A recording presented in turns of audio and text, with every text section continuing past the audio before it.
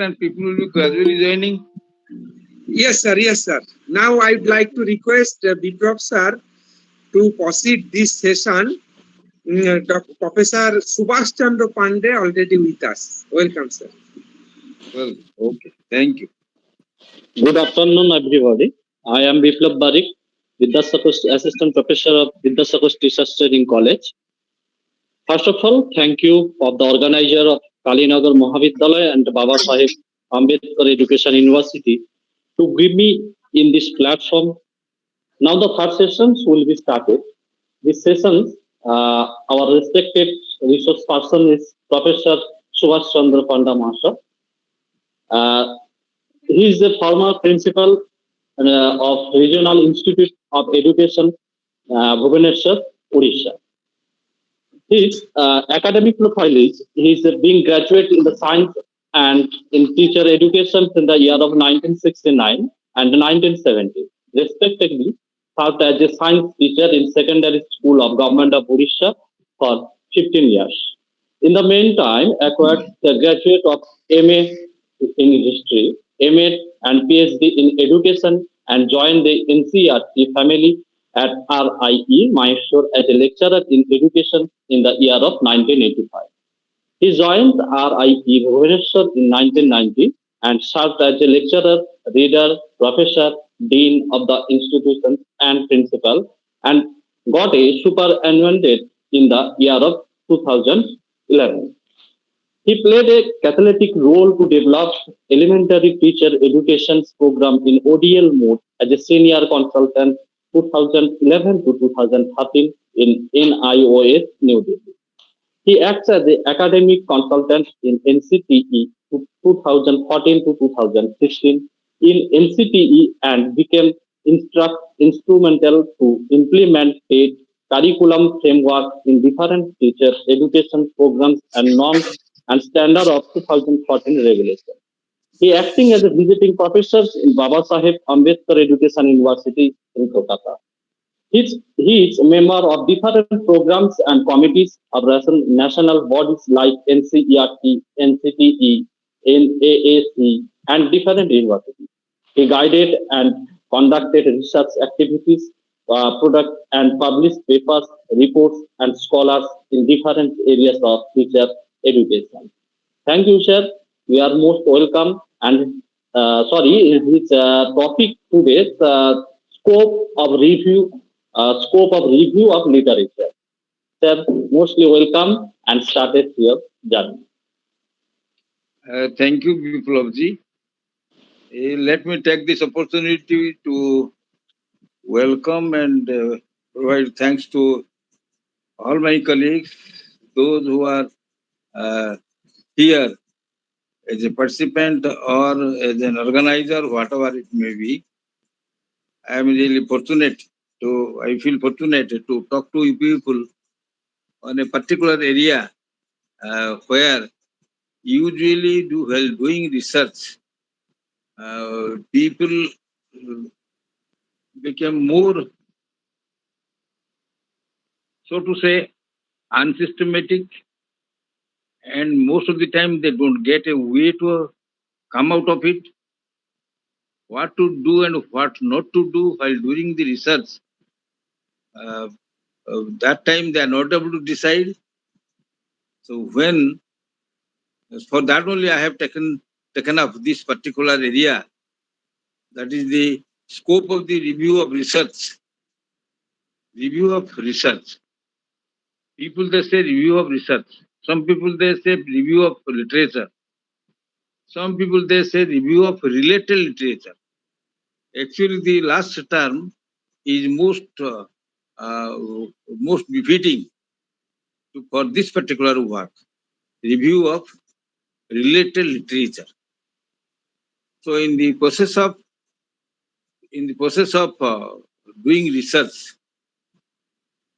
particularly the people, I hope everybody from the background of education, maybe a liberal degree of MA education or that practical degree of that MEd, whatever it may be.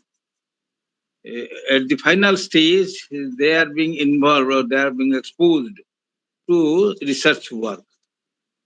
In that research work, when the moment the candidate contract to their respective guides, the guides tell them to find out a problem. Actually, doing research is something different. Till then, the people are not exposed to the work of research. Nowadays, in NEP 2020, you must have heard that there will be a 4-year degree course, which will be mostly called as a research degree. After 3 years, they will get the graduate degree. After 4 years, they will be getting research degree or the honors degree. That means they want to introduce the research.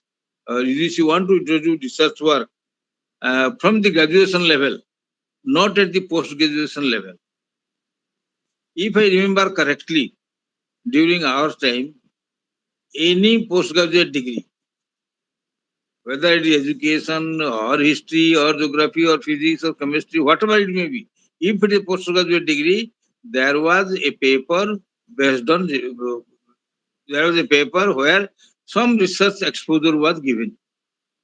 Gradually, that was delimited.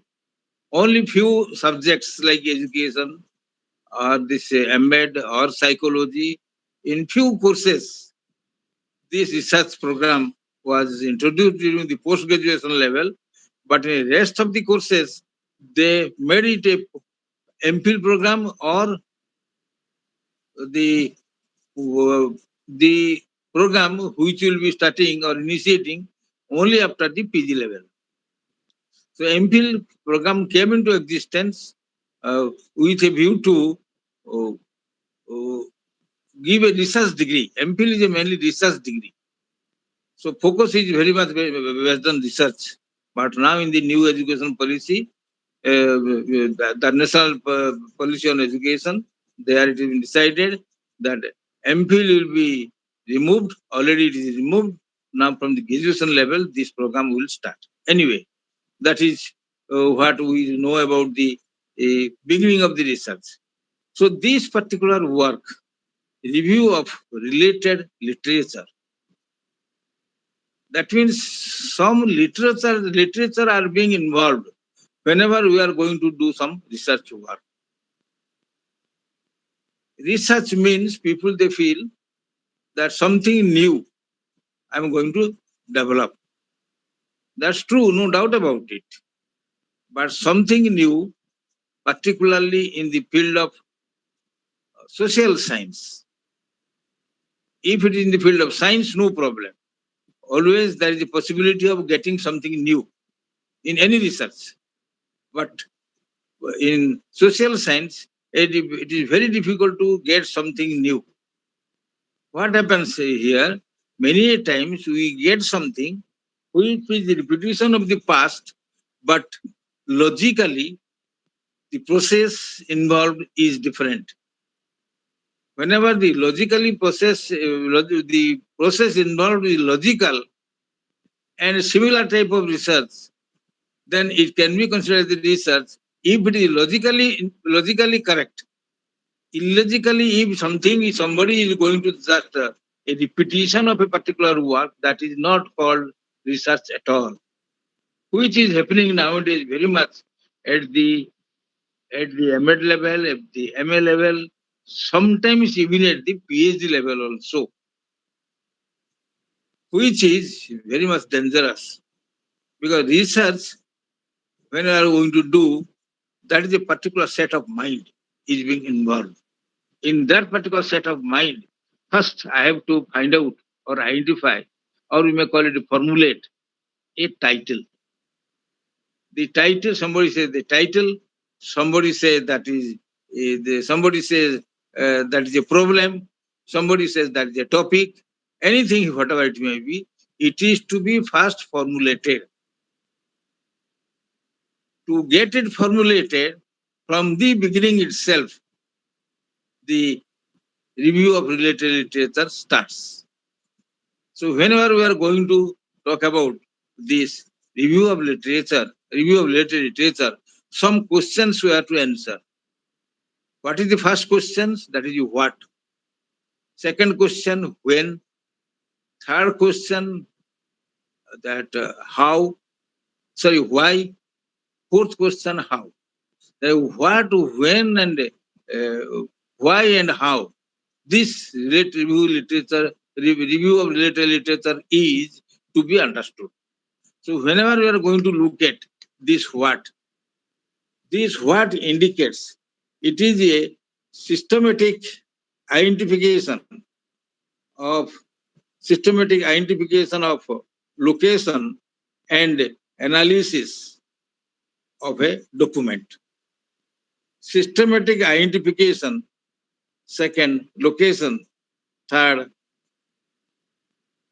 analysis of what? The documents.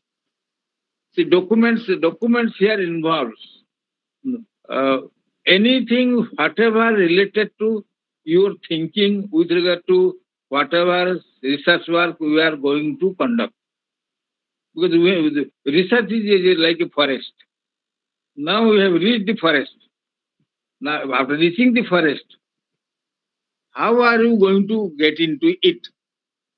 You do not know anything of that particular forest. So how to get into it? That means there we have to be very much systematic in your approach. So in systematically you have to identify where to go. That means uh, where to go. That means at what point of that particular forest, whatever you desire, you will be able to get. And after getting, whether you have got a right one or wrong one, that is to be analyzed. So the document is just like a forest, and to as per your program, whatever area you are taking, that area is like a forest, and that inside that area, what do you want to identify?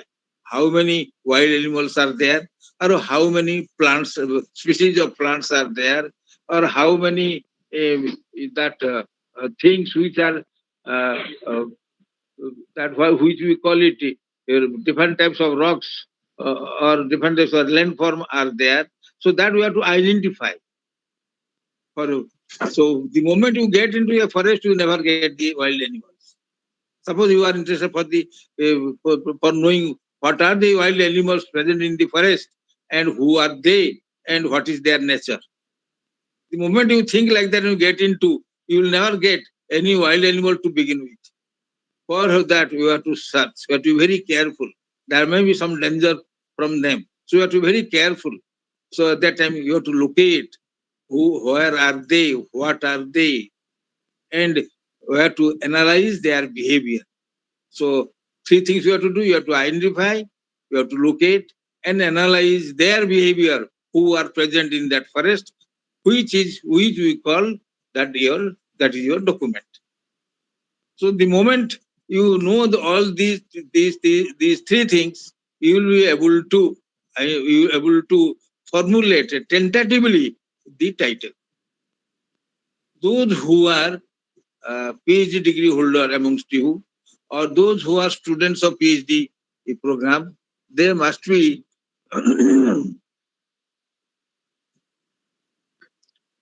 they must be knowing that the title or the topic uh, are unknown to them, and a rough idea they do have.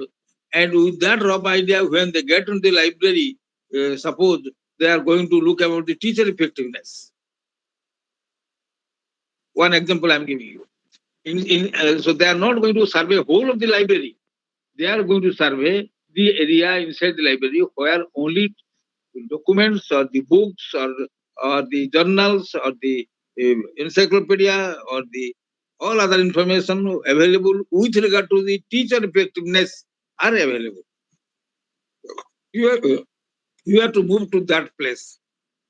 And while moving into that place, you start searching those documents or the books or whatever you are thinking of, you start searching.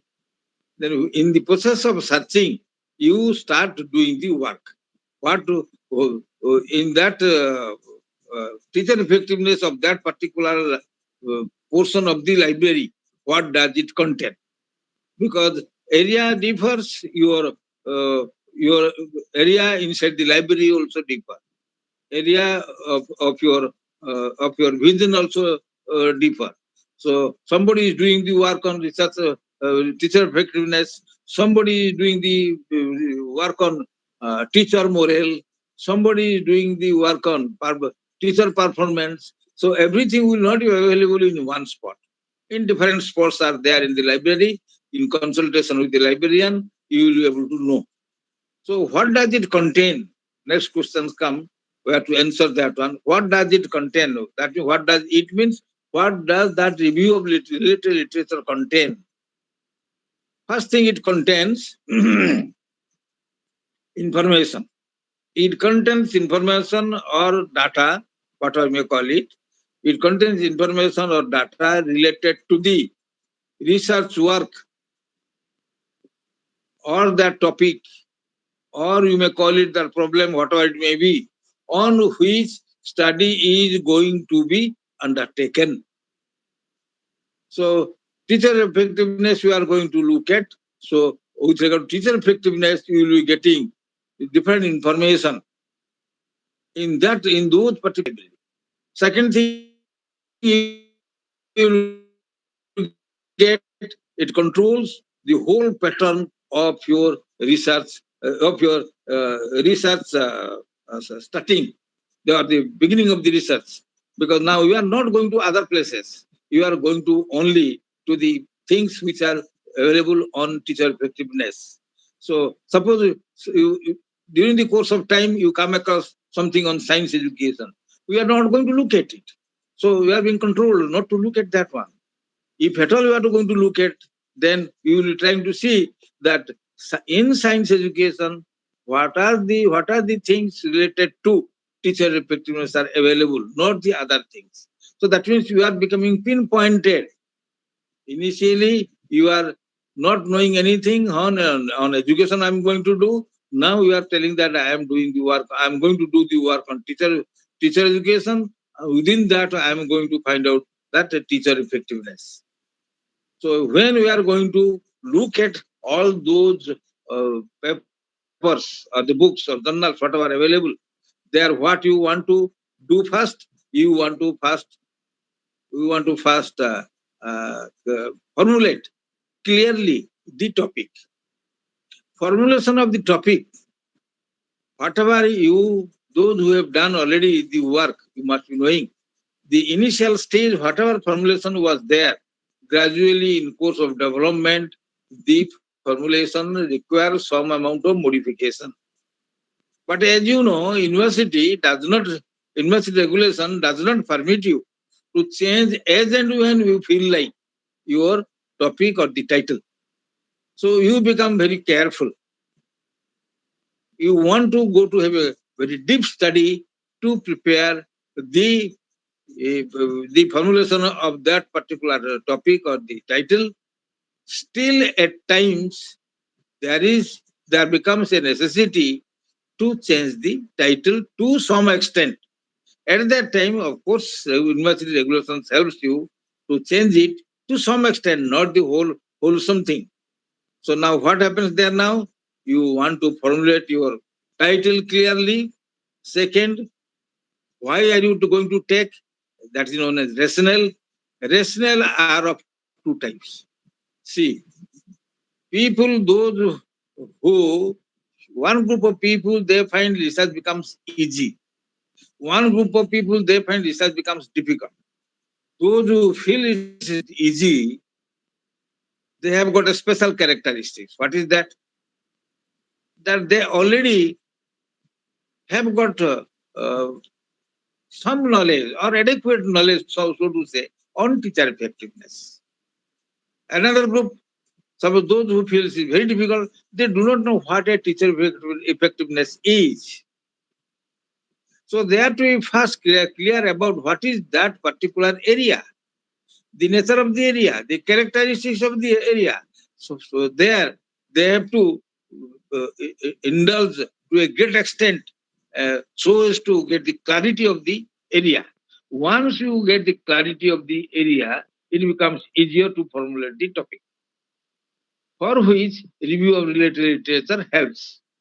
The group of people, those who know about the teacher effectiveness, now they need not break their head with regard to the identification of those area or what is the nature or characteristic of the area. Directly they go to the literature which are related to the teacher effectiveness. We are emphasizing here very much related. The word related, related refers to your area. If it is not related to your area, it cannot be or it must not be taken into consideration. So never think of the review of research or review of literature. It is always a review of related literature. Other things we are not going to look at. So now, those who are aware of that particular area, they develop some kind of personal understanding. They know what a school education is. They know what kind of problem a teacher faces inside the classroom, what kind of challenges usually we we get or we supposed to get from the students inside the class. Likewise, many things with regard to the good quality of a teacher, they are already aware of. So that personal experience they do have. So that becomes the first tool in their hand to decide the rationale. So the second group, because they do not have that much, so they feel a bit difficult because of lack of personal experience. They feel little bit difficult to reach at the conclusion of formulating the title to the best of their capacity.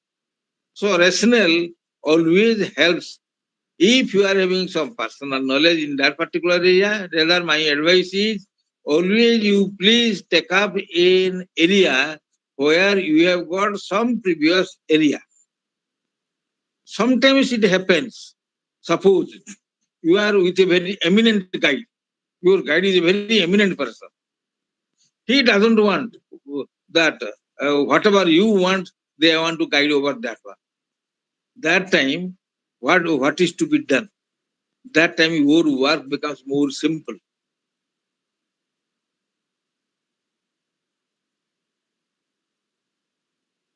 because the area of research. Always there is a continuation of research throughout that area. So they feel many things to be conducted or through their research, many things they have already done.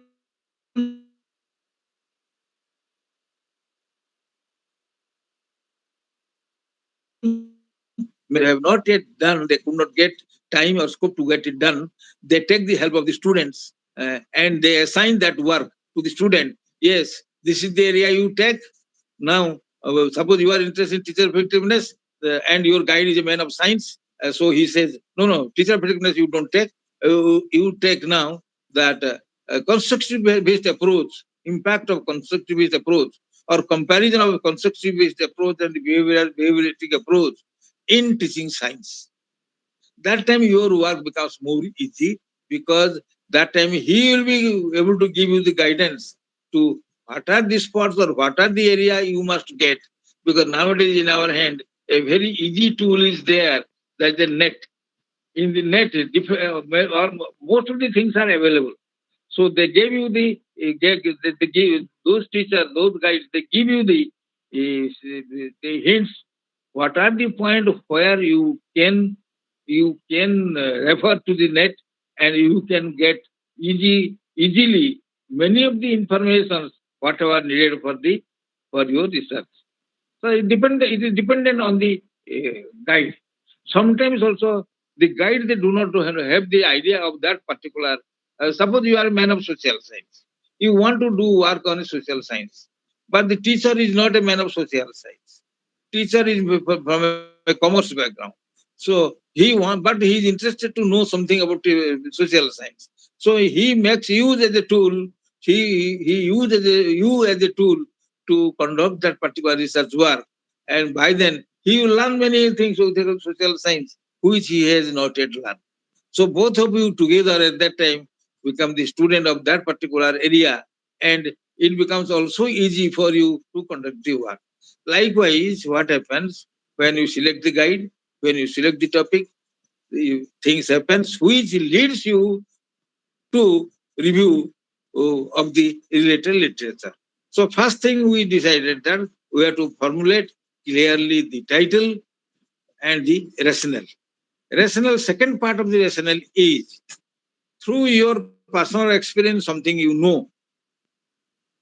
Those may be something may be very much empirical, something may be completely personal experience, something may be some research done by some other people, something may be there are some experiments goes on in that particular field.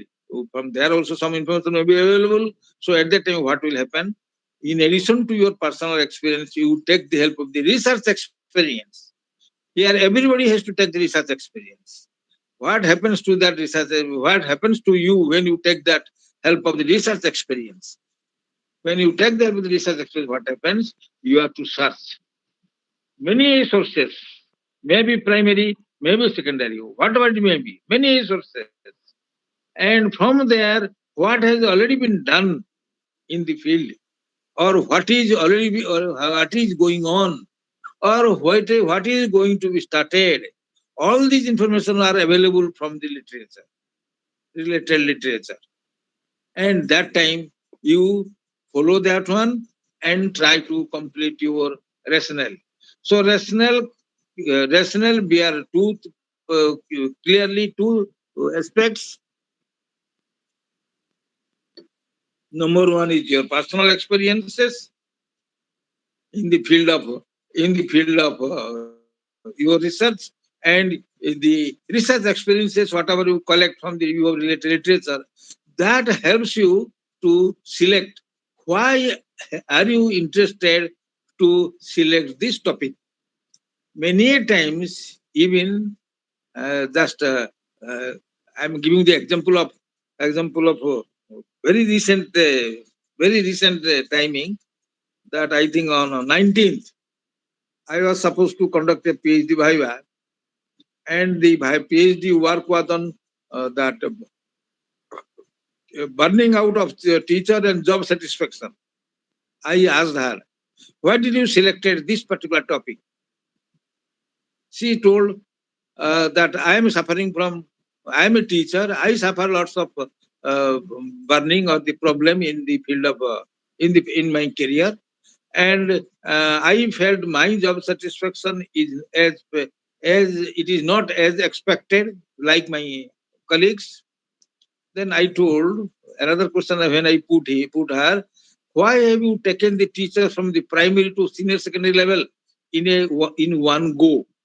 Because teachers from primary, teachers from middle, teachers from secondary, senior teachers from secondary, everybody they differ with regard to their burning out or with regard to job satisfaction. Why do you put them in one group? Her response was, my guide told me to do like that. That indicates that she has not understood what the work she has done.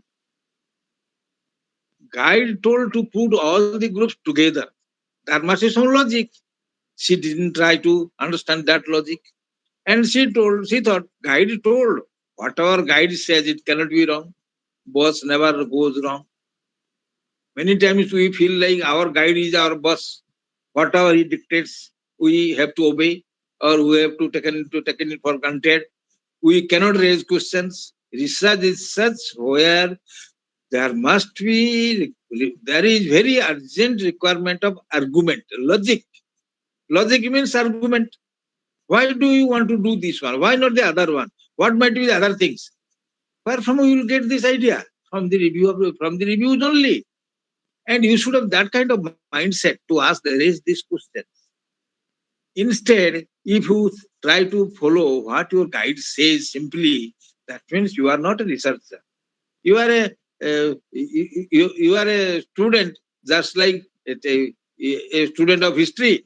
The facts are given in the textbook, so you have to learn that thing and you have to reproduce. It is like that. So it is not a research.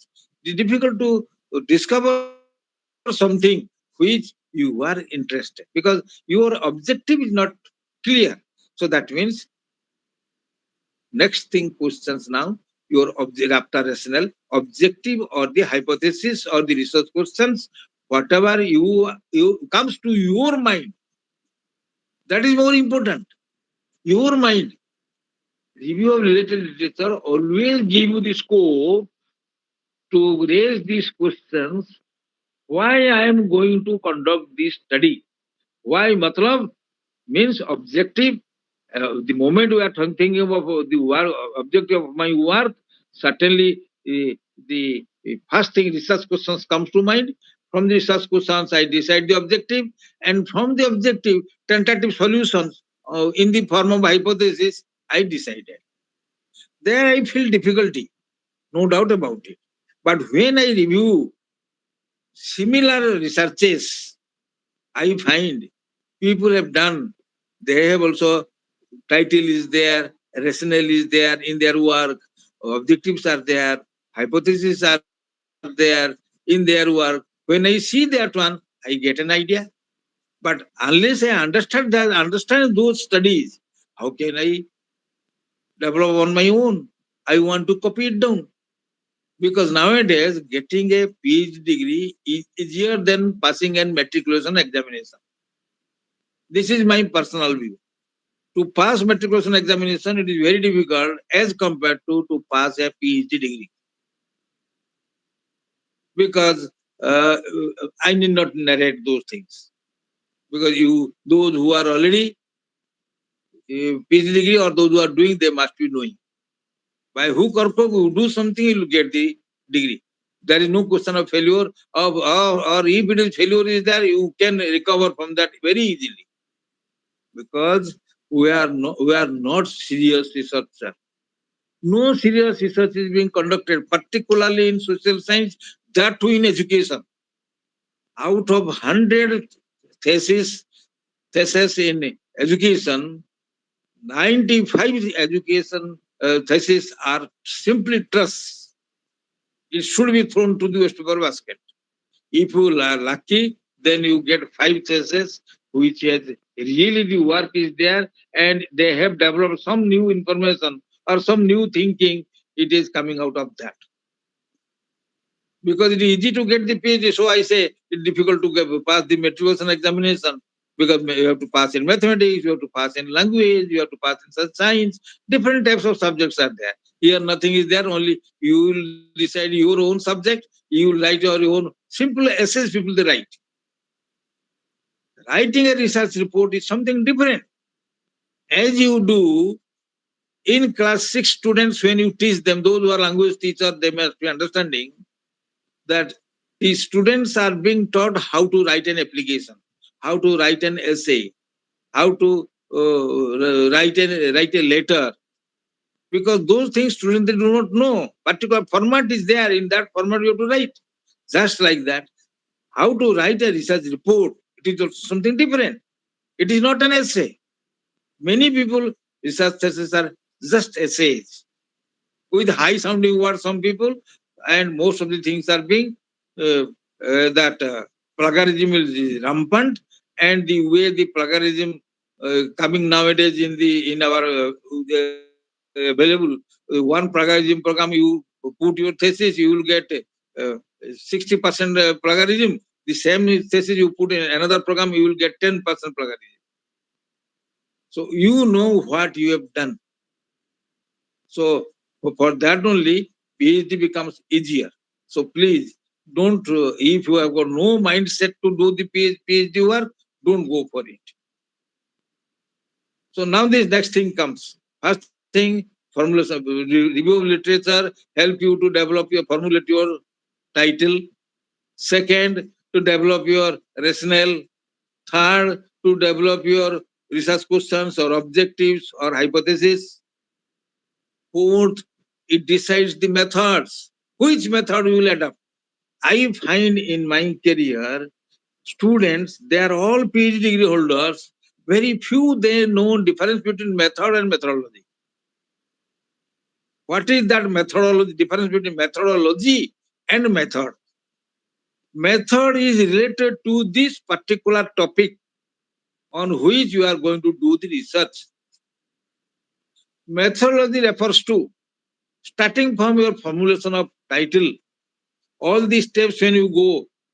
Methodology is the formulation of the title, rationale, objectives, hypothesis, delimitation, uh, uh, then method, under the method, then design, under the design, the particular type of design you follow, then population, sample, tool development, data analysis, data collection, data analysis, uh, findings, conclusion, references, appendices, all together is known as a methodology. All together is not method. Beginning from the title, ending in the appendix is the methodology. But after objective are being formed and the delimitation you indicate, because as a single researcher you cannot do suppose the job satisfaction of teachers at the higher education level. You cannot go whole of India. Even you cannot go whole of West Bengal. If you want to go to the whole of West Bengal, then you have to adopt certain other means. So you are to mention here a particular word, delimitation. How the delimitation is being written in other reports or in other theses, that you have to go through. So you get an idea what is that delimitation. Till now, people have got the PhD degree, but they do not know the difference between the limitation and delimitation. To my surprise, I have seen with many students to whom we have given the PhD degree, they do not know the difference between limitation and delimitation. Limitation refers to your weaknesses. Whatever weakness you possess, that is your limitation. Delimitation is something different completely. You want to talk about job satisfaction of teachers at the higher education level in West Bengal. So what you did, whole of West Bengal, all the teachers difficult to be contacted and difficult to talk to them. Even if you contact and talk to them, it becomes useless. So what you do, you delimit your study. That these are the area where I will conduct the study. These are the geographical area which will be the representative of the whole of West Bengal. I will be taking only the North Bengal, I will be taking the Bengal. No. I will be taking only the Calcutta because the metro city, whatever available in Calcutta, everything available in the outside Calcutta, it is not. So there you have to delimit geographically that. In job satisfaction, suppose you want to know their performances, you want to exclude their performances, you are to very much dependent on their attitude, then you make their. My study is delimited to establish their attitudes towards their profession, not their performances. So when you go through the other literature, you will see how have they have done the delimitation, written the delimitation. Then you write the delimitation. Now next comes the method. How method writing is being helped through the review of literature. Method writing as a format is there, as I told you just now. First is the design. Which kind of design? Is it just experimental design? If it is experimental design, what kind of experiment it is? Or it is a normative survey design? Mostly these are the two design people they adopt, and these two are completely different from each other. For example, you see, if it is an experimental study, you will see in the review of literature, everywhere there is the presence of hypothesis, not one, more than one hypothesis. But if it is a review of if it is a survey type research, very, very rarely you will get hypothesis. Many times people they take blindly the hypothesis, which is not required at all. Survey doesn't require at all hypothesis. Many very few specific survey type researchers are there, which requires experiment requires hypothesis. What is important there? Research questions is most important there. The research question based on which you have developed the objective, uh, how they are being solved. You will get it from other sources. Similar type of research people have done. Either books are there, or the theses are there, or the documents are there, or mimeograph documents are there. From there, you will get the information. You see in the newspaper many times it comes different on different issues. The research results. There are no hypotheses are there. They are all survey type. So the question is, when we are going to look at decide the design, the other studies will give you the idea of design. After design, population and sample, we are taking the problem of that professional what we call it job satisfaction of the teachers of higher education. How many teachers are there in higher education? Higher education, there are different branches are there. Science, commerce, science is there, some commerce is there, social science is there, language teachers are there. So in your delimitation we have put, I will take only these teachers from language. So language, there will be hundreds of teachers in language in higher education. Language means English, Bengali, Sanskrit, Urdu, whatever languages are available in your state, all those language teachers are there. Altogether, their number forms a population. How to derive the sampling from that? Sampling is a complete chapter, which those who have done this research, they must be knowing. But if you go to look at the research studies done already, their practical implication of sampling you must be finding. Theories are there. Here you will be finding how they have taken from the population the sampling. Are you getting? So now the question is, suppose now recently we are involved in a particular research work where we are going to study the readiness of the learners and the safety and security of the students in the foundational, preparatory, and middle stage of the schooling process. Foundational, preparatory, and middle stages of the schooling process, which in the past we are talking about the elementary education, pre-primary and elementary. Now the name is different in NEP 2020, foundational, preparatory, and middle. So there, what our districts, it was found 467 districts are there in the all over the country. That the population of the districts. We decided we will take only 5% districts, but school will take more.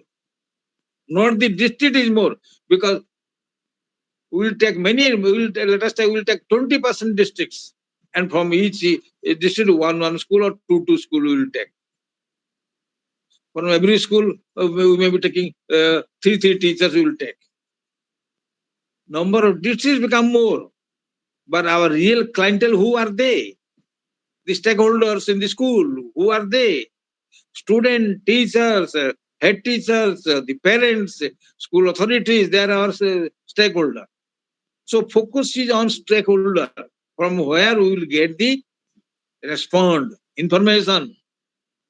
So the review of research literature gave us the idea that don't take more of district, take more of stakeholders.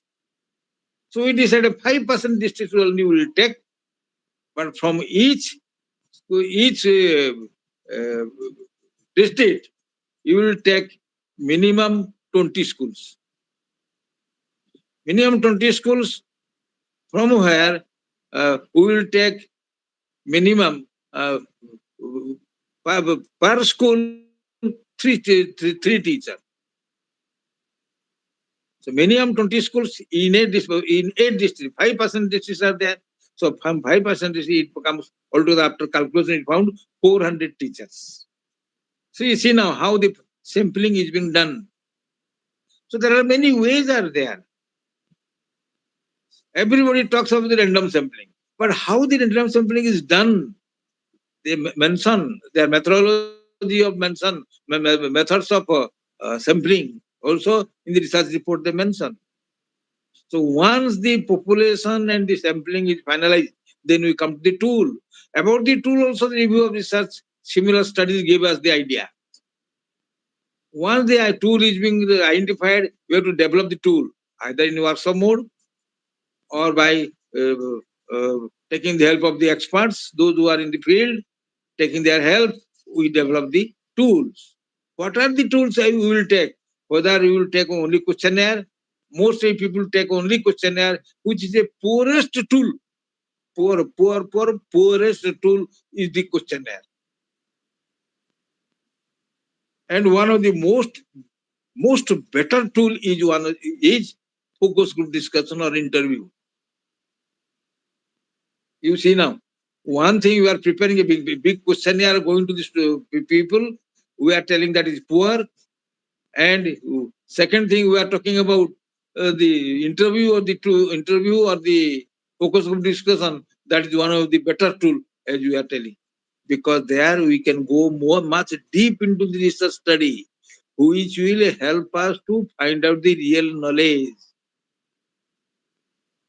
Whether really schools are ready, and the learners are ready to come together through questionnaire. Everybody will give whatever is suiting best. That may not able to give you a real picture. It gives a very hazy picture. To make that hazy picture more clear, what we want to do, we want to take the help of the other tools like interview or the focus group discussion or the attitude scale, like a type mostly, depending on the situation. So what are the tools you will take from other research studies? You will get an idea. Once the research tools are there ready, you think of how to collect the data, how to analyze the data. Idea you will get from other studies. See, review literature everywhere. He is just like your assistant. Everywhere he is trying to help you to put out. And when you are going to look at these uh, research studies, source are two, not more than two. One is primary, another is secondary. We will discuss those things just after some minutes. Next comes the discussion of the findings. The findings we got. Why the findings is like that? Again, review comes into the picture. Whatever review you have collected, those review will give you a sufficient idea to develop your own insight. So you can write your discussion much better. And the discussion writing is just like in a court, judge is there. There are two sub groups are there. That one group of pleader they are for, another pleader is there against, and they argue in front of the judge to convince him what is right or what is wrong. Judge doesn't go to the field to understand what is there or what is not there. Listening to them, these two lawyers, he gives the judgment. Just like that. When you develop these research findings, now discussion comes. Why this finding came like this? Here your reflection comes. Students are not coming to the class, though the school is quite ready to accept them. Why? You have seen during the data collection that students they are busy at their homework. Homework means not the school work, domestic work. not homework, domestic work. Elder children are busy to take the care of the younger siblings when they will come to the school. That we could not find anywhere during our collecting the research, but we have seen it because you are the researcher. We have gone to the field. You have seen many things, and we have noted down everything. Beyond your tool, whatever you get in your diary, everything must be noted, and that diary will help you how to write the discussion. And the direction of the discussion will get you from other researches. So research findings also very much dependent on the review of research. Then most important thing is one very important thing. Most of you do blunders, writing the references or bibliography. To have an uniformity, you are to follow a particular pattern. In our studies, we follow APA pattern, American Psychological Association, APA pattern. So that APA pattern, the way that bibliography or reference to be written, that format is to be utilized, and that format you will get from the review of literature. Nowadays, review of literature becomes so easy because of this Android mobile or the net.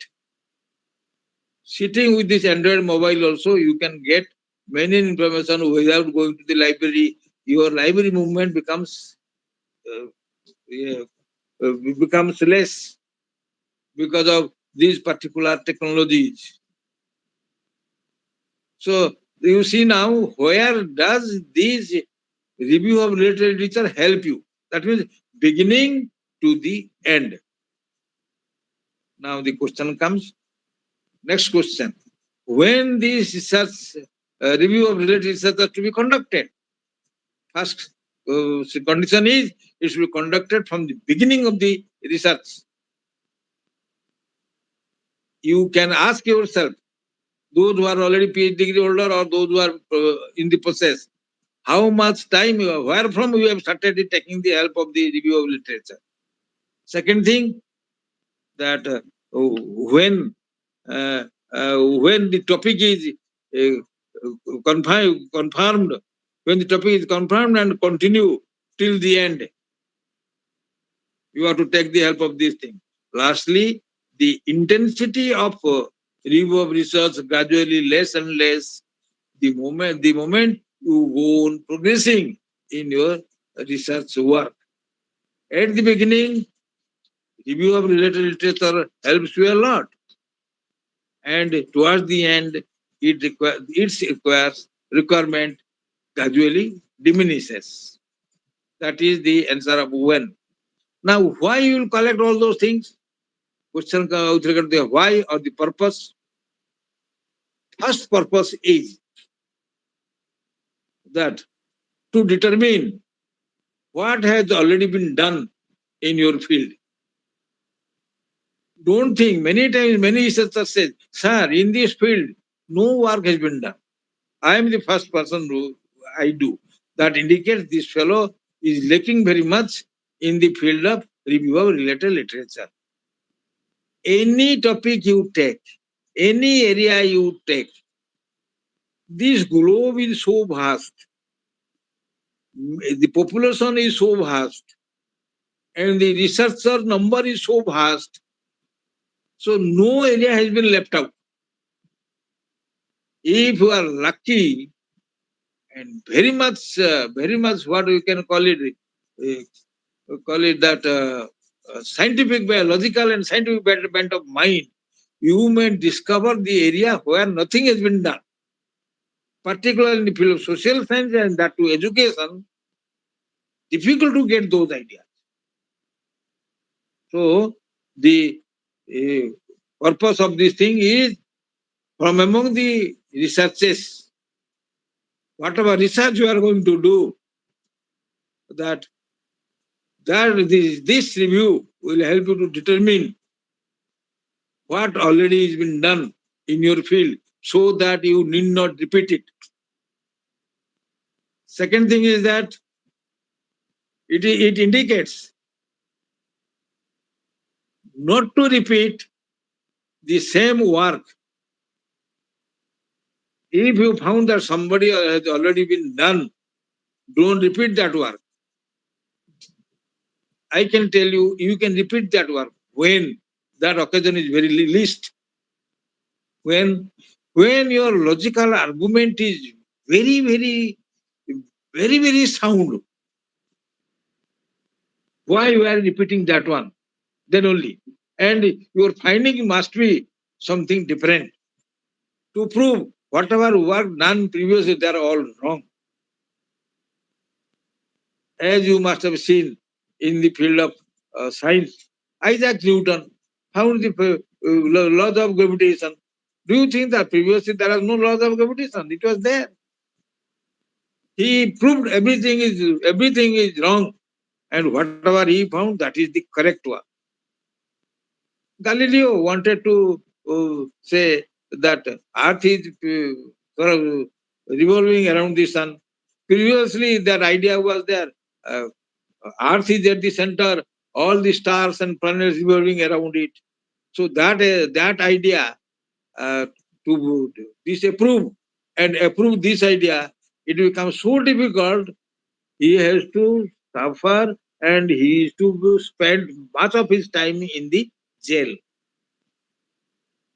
Even in the science, it happens. Social science, though, the question rarely it arises. So never try to do, or somebody has done, I will change something, this, that, and I will do. That means you are not a researcher. You don't need anything. Third thing, provide. What provide? It provide understanding and insight to you for your need to, to formulate your topic. Why are you formulating the topic like this? You must be able to argue, establish, yes, I am correct. Not like that the example I gave you the few days back, the PhD Viva conducted. Situation must not come in any way like that. Next thing is, it indicates what needs to be done. Review literature shows you what you can do, don't do, and do. The don'ts and do's, both the things it shows. Third, the next thing, provide rationale for research and formulation of hypotheses, objectives, etc., which already I have discussed. Next is justifying significance of your study at hand. The study you have taken up, the significance of that study, it justifies, because you are always giving the support example from the, or supportive example from the other past researches. Next is research, discover research strategies and data collection approaches. What kind of method you will adopt? What kind of sample you will take? What kind of tool you will do? What kind of data collection procedure you will adopt? All those information you will get because of this review of research. Then provide indication not to commit mistake done by other researchers.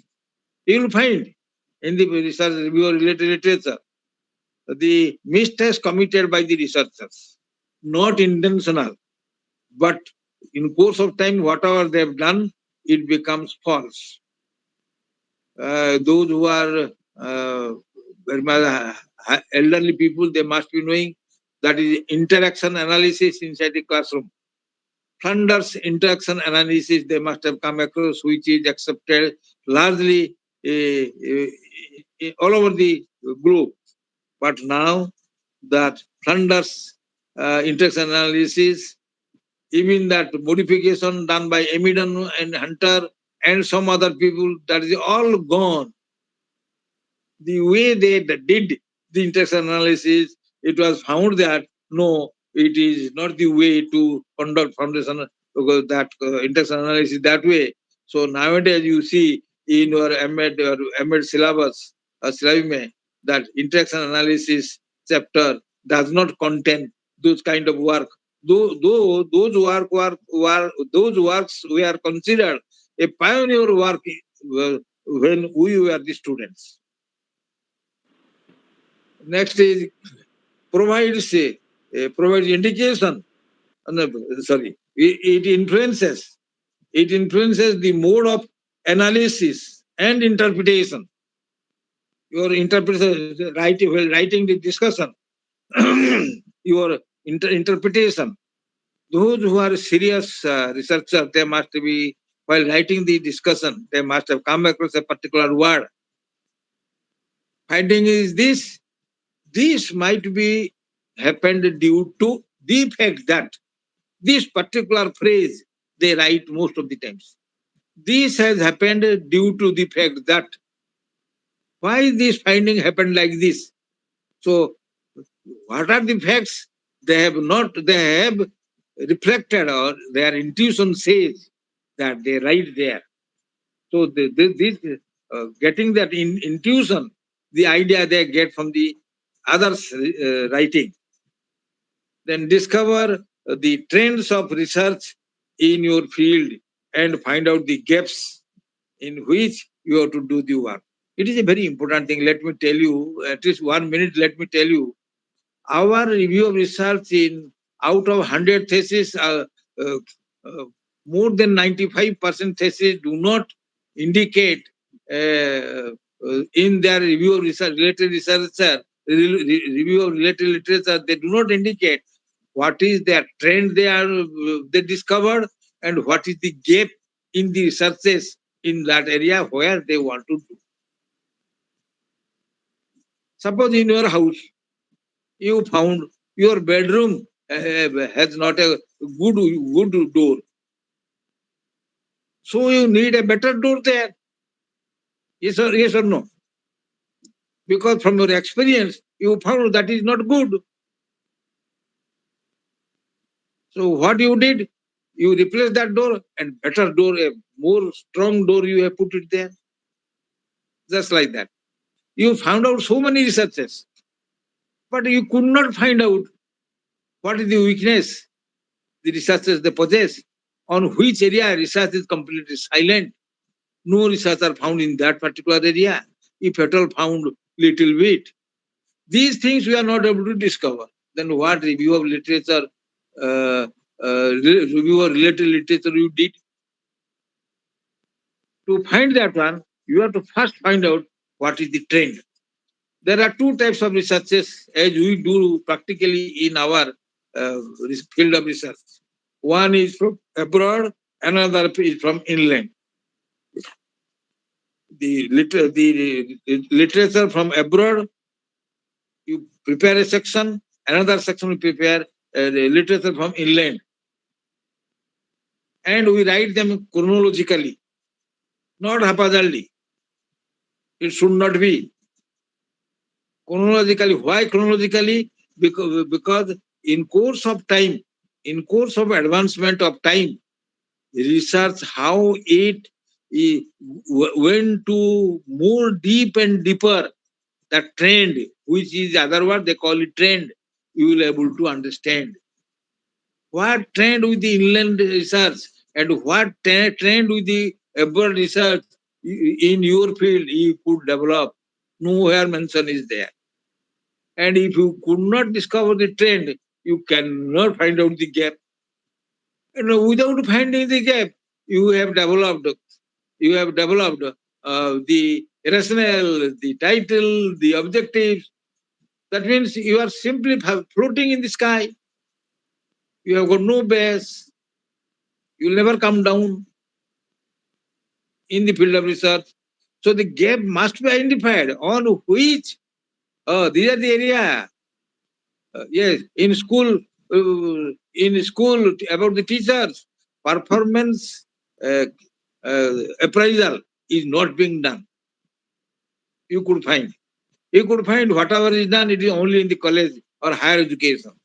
Okay, now we are going to do research on performance appraisal system in the school level, or in the secondary level, or in the primary level. But you have not understood that one. And you have started talking on performance of school appraisal and conducted the research, submitted the project, submitted the report, got the PhD. But what is the problem in the school? Why it is not that much strong? You will not be able to understand, though you have done a research. You develop some new concept. No new concept. Age old concept that you have repeated. So that is not a research. Would you follow me or not? So without trend, finding out the trend and the gap, if you do those things, then you cannot bridge the gap or your research will be useless. Lastly, these indicate the need of additional research. Whatever I told, this through this review of research, this will help you. Why this review of research? This help you to have additional research, not to repeat the same thing, but this something new. So this is what, when, and why. How to conduct research. Now, when we are going to how to conduct research, some guidelines we have to keep in mind. Without guideline, if you want to conduct the review of literature, you will be nowhere. Mostly it is happening that your researches is nowhere. Why the administration? Many times the आपका जो है what is there in your secretariat, the what bhavan they call it, शिक्षा भवन को, where this education secretariat is there, one particular name is there, some bhavan. Anybody can tell? The education secretariat. I am forgetting that name anyway. So the IS people, the administration people are there. They don't look at your research. If you say, sir, you see, I have done the research in this field, please take the help of my research work. I have given some new idea. They will throw it. Why? Because you never, your work is not look at the practice. It is not useful. It does not touch to the ground. It is not practical. It is theoretical. Lots of theoretical ideas are available in the field. Practical idea is not available. But your research could not. For that only, academicians, they fail miserably. So every year, many universities conducting the PhD, preparing the lots of project work, and no project work. To some extent, project work are being taken, but PhD work was never being taken into consideration for the policy development of the educational policy. It is simply because many times they forget about what, when, and why. How also they don't meet. How to write the research, the review of related literature, so that you can write properly the research paper. Avoid temptation to include everything you get in your area. Now you have gone to the library or to the net, etc. Anything you get, everything you collect, don't do like that. Collect, what are the things you will collect? Collect the smaller and well-organized related research. Smaller and well-organized one you have to collect. Bigger and unorganized research, whatever is there, avoid it. Don't take it. Second, select the directly related reviews of a big proposal. For your area, what is directly available, that should be taken first. Then you have to go to the indirect availability. Third is select a same meaningful way of your topic, if a small one. Your topic must not be very big one. Your topic word-wise smaller and must be working, giving the indication of working also smaller. Many times the PhD people, they prepare the research thesis which is difficult to carry even. in volumes they prepare. Just copy the things from other text and copy it out.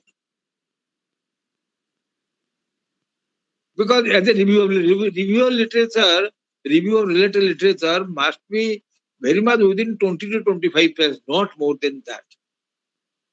If a 200-page thesis will be 20 to 25 pages, that means around 12% you have to cover in review of literature, not more than that.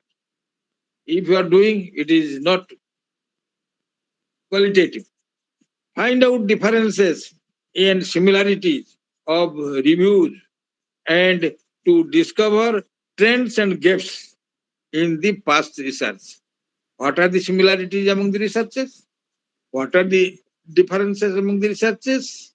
What is the trend? What is the gap? See, these are the four things. What is the similarity in the researches? What are the dissimilarities in the researches? What are the trend in the researches? What are the gaps in researches? All those things are to be taken care. Similar research to be put together and reference to be clubbed. You must be knowing that many times you must have seen in many reports. Somebody has written some finding where many names like many names are there within the bracket as reference.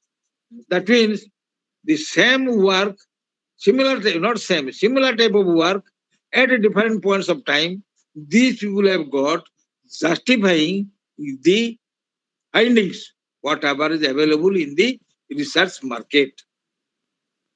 Could you get me? That is the way you get the benefit, that putting those together, putting the similar researches together, then full references need to be kept safe to be used while writing the bibliography. Anytime any research work you get from somewhere, those one you go on immediately the references you go on putting in another paper, preparing final report. That time these are to be separated, not separated physically, but separated in your report.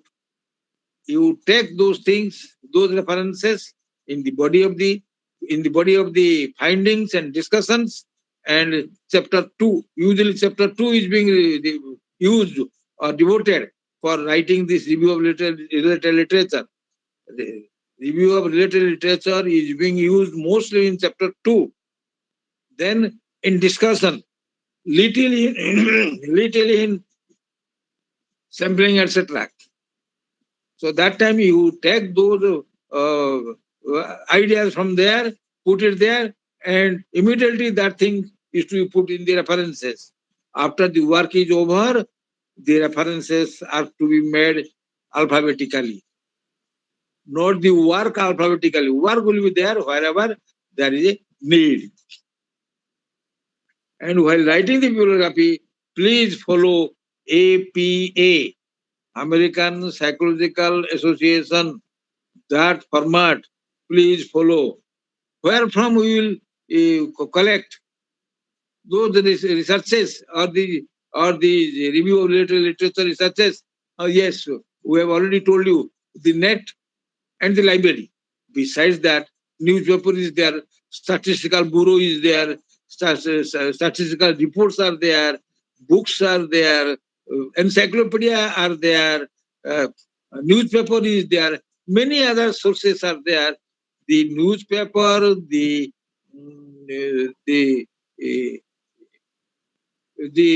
newspaper, the research reports, monographs, unpublished work are the primary source. The book and the encyclopedia and the uh, statistical bureau or statistical information, these are all secondary source. So primary source and secondary source things are to be collected and put into action. And then next is that, as I told you already, foreign and inland researches are to be put separately, and separately the trend are to be written, which will help you to find out the gaps. Adequate number of research need to be followed. Adequate number. Suppose your PhD work is there. In the PhD work, minimum 50 research work, 25 each minimum. Even if you go higher, no problem. But don't repeat those similar work. Put it again and again. Uh, Different types of work put, and around 50 number of research work you have to quote. Mind it, PhD is not the research. I'm telling you, I'm giving you a very serious comment. PhD is not your research. PhD is your gateway to research. Suppose the research home is there, and PhD means you are at the doorstep. MAd or MA research is not even at the doorstep, it is away from the doorstep. We are moving towards that. MAd or MA researchers are indication of you are moving towards research. PhD is at the doorstep of the research home, and real research starts after PhD. And really, to be very frank, real research never being done by majority of our colleagues working in the higher education with some other plea or some other reasons, whatever it may be, right or wrong. And lastly, while collecting information from a research, the title, what are the things when you are going to collect? When you are collecting the information from suppose from a research article, you got the something about your work. What are you going to take from that? The title of the work, the rationale, the objectives or hypotheses, etc., the tools, how do they analyze the tools, and their findings. And if you are very much capable enough, take those discussions. What kind of finding related to what kind of discussion? Those things you have to bring to your note, so that in the future, when you are going to write the report, it will help you to a very, very great extent. Lastly, the findings help, or findings is useful in writing discussion of your research findings. Finding is also a particular type of pattern it follows to write. So you please try to follow that one. Others, how do they have written? So you follow the same pattern in your writing. There are two types of research: qualitative and quantitative. In qualitative, you need not take much of quantitative aspects into the picture. Only you take the reflections. What reflection? There particularly their findings and reflection or discussion is more important. And in the quantitative research, mostly they are uh, uh, what kind of analysis they adopted, what kind of what kind of test they adopted, what kind of tools they made use of. All those information readily available from the quantitative one. Now, when you write the review of related literature, what are the things you have to keep in mind? Number one, introduction. The points I told you, what are the things to be taken? But now, when you write those things, how to write? The number one, introduction. Number two, the body of review containing the discussion and sources. Number three, the conclusion. The conclusion. So these are the three things very essential for writing. When you are writing review of related literature from a particular study, and already I have told you the sources, the primary sources and secondary sources, that you know better. So I am not going to put forth devote more time on that. So there are 6 steps you have to follow in the literature review. With this, I will complete. And first is select a topic, search for the literature, develop the argument, survey the literature, critique the literature, critique the literature, write the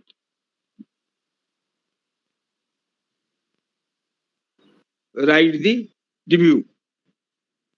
So in nutshell, I just wanted to put forth because there is only 8 minutes left. So I want to get some questions from you so that I will try to clarify if at all is there. So here I stop.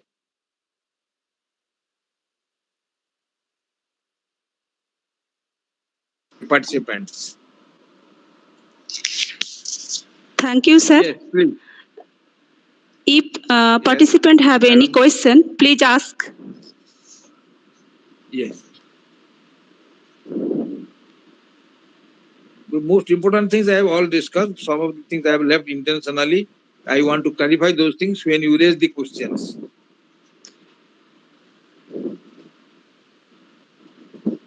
Yes, please.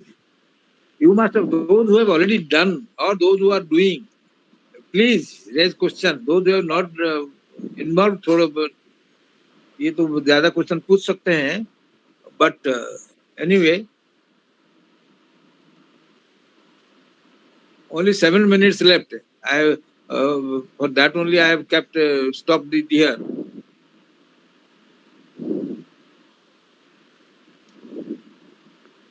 Participant, Yes, have sir. you any question?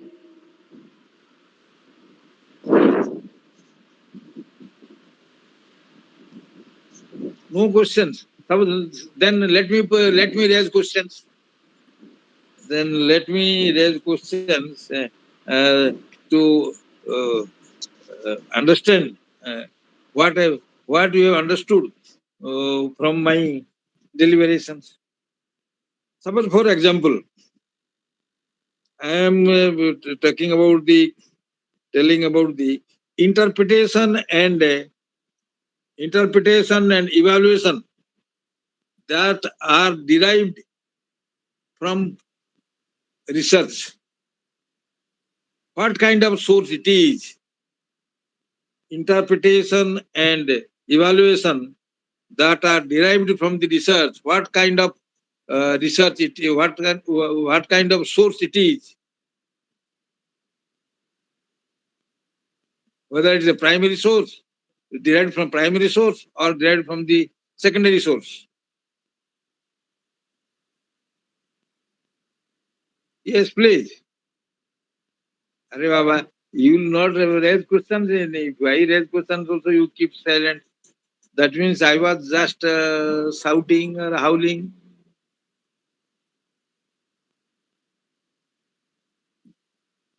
Interpretation is there or evaluation report is there.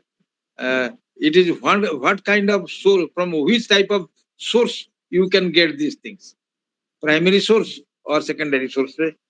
Source you will be able to get it. Nobody. It is very simple. Interpretation never available in the primary sources or evaluation never available in the primary sources. Suppose in the classroom situation, you are teaching, you are raising question while teaching, and from the student's answer, you want to generalize or criticize or something of that type. You want to make it. Will it be called your primary action or a secondary action? Certainly, it is a secondary action. You have already taught. Now, students, basing on your teaching, they are raising questions from where we are evaluating them or interpreting their ability. So that is not available primarily. First you did, then they did. As a primary source, you did your work. As a primary source, students did the work. And as a secondary source, you started evaluating them and tried to interpret whether they have really understood or not, or how far they have understood. This is your interpretation. So interpretation come in the next based on the primary thing. भाई साहब थोड़ा सा mind लगाइए ना. Can anybody give me a primary source of collecting review of related literature? A primary source. A primary source किसको example दीजिए.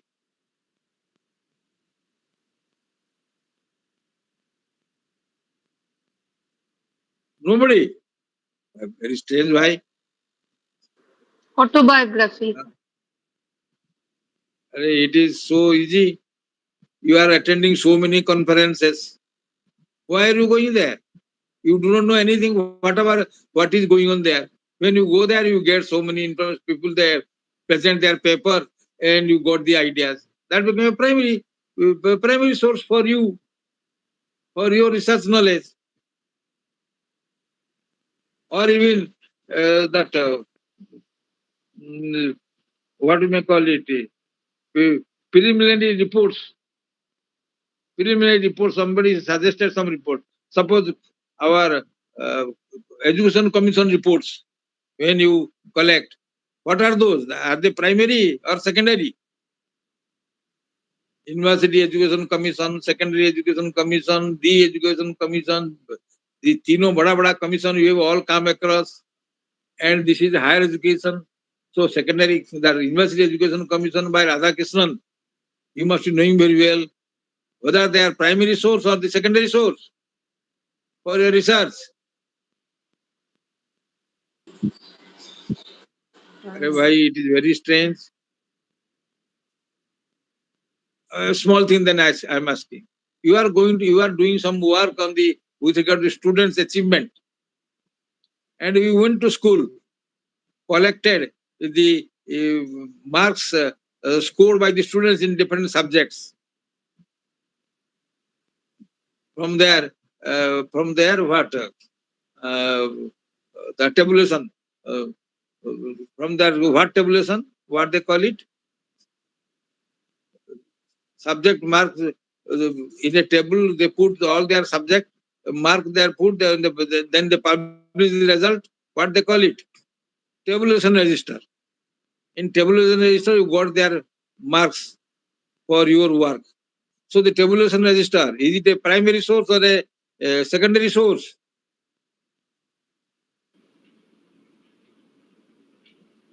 I don't think nobody knows about it. Perhaps you have two things must have been happened. You have all decided that you will not open your mouth. Number one. Or you have decided, you have just because it is conducted, program is conducted, so you came, sat for some time. Maybe some benefit may be there, that monetary benefit or not. I do not know what benefit you get. But academic benefit you don't want. That you have decided. So you are keeping mum. Sir, collection of marks directly from the student, it is a primary source of data. Certainly, very good. Many thanks. What the harm in it in talking? We are collecting from the students mark register, tabulation register, directly from the original source. Anything from original source we are collecting, that is primary. These commission reports, etc., government records, etc., they are all primary. But the books, journals, or the research abstracts, these are all secondary. Encyclopedia are all secondary. Okay, let me thank profusely to my colleague who just opened and talked about something. Okay, thank you very much. It is already 3:31. So I think the coordinator, please, just okay. Thank you, sir. Welcome. Thank you, sir. Myself, Moulina Bera, Assistant Professor of Institute of Education, Haldia. I am very small person, to moderate your speech, but my mentor, Manoranjan Bhomik sir, encouraged me to moderate this session. The detailed information regarding the scope of review of literature or not, it is better to say review of related literature. Enrich the all participants and clear the view, scope, importance of review of related literature. Review of related literature is a very important steps in research methodology. It helps to know the present status, determine the future scope or aspects of the research. It is also helpful for establish any hypothesis. Sir explained this session with enormous data and live experience. Sir, we are grateful and thankful near you for your spacious, valuable speech. Thank you, sir. Okay, welcome. Thank you very much. Now the time is vote for thanks. I feel very proud and privileged to give the vote of thanks for this session. 1 week online multidisciplinary international workshops. Today is the third day and it is the third session.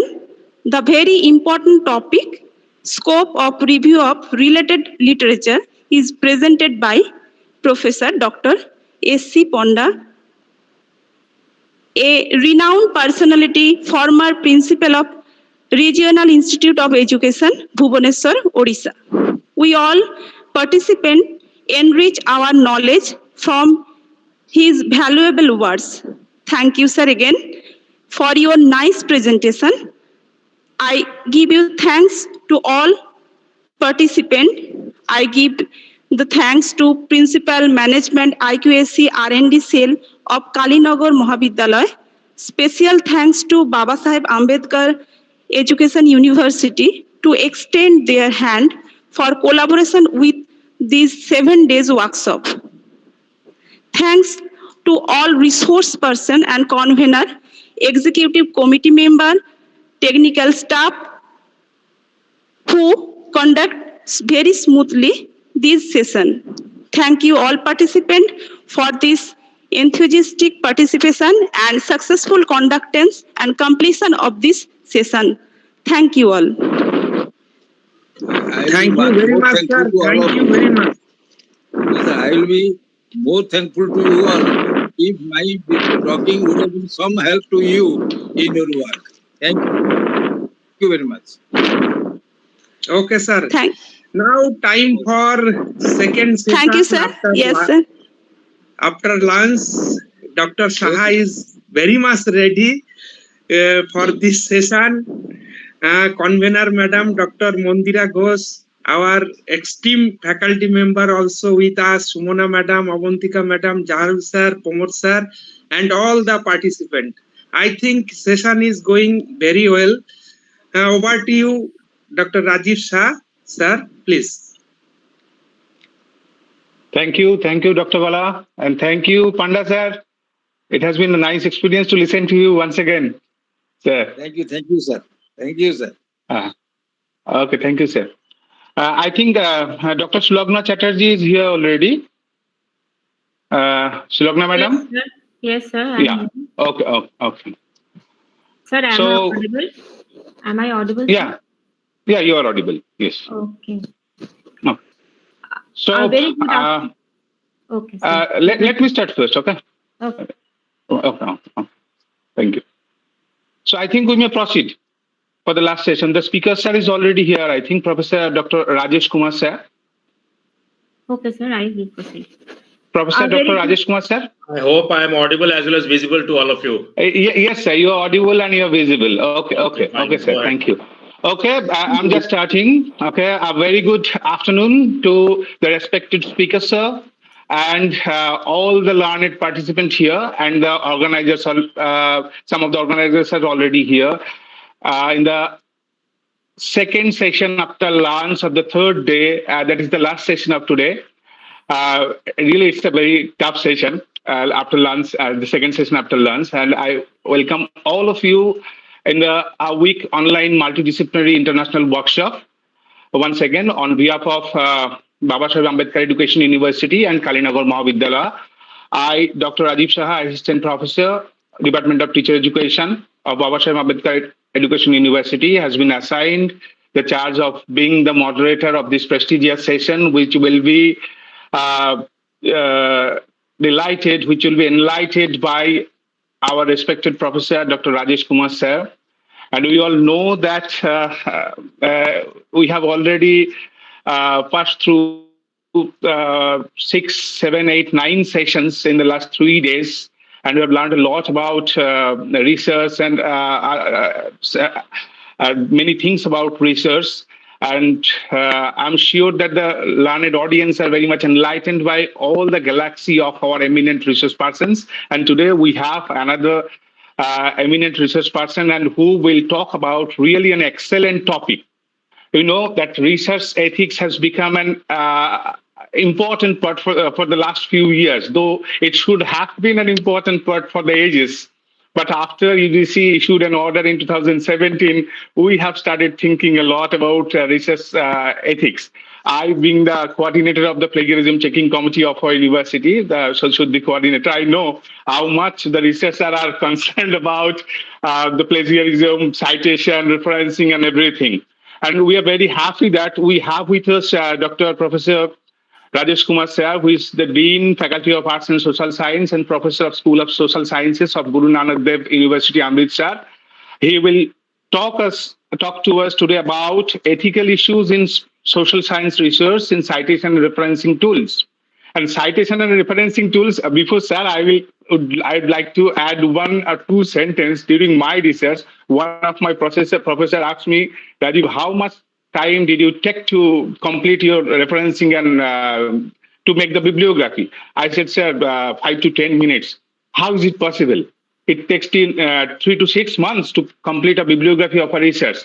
But really, if we all learn how to use the referencing tools, especially the online referencing tools, there are so many free referencing tools like Jotaro, Mendeley, EndNote, and so many things.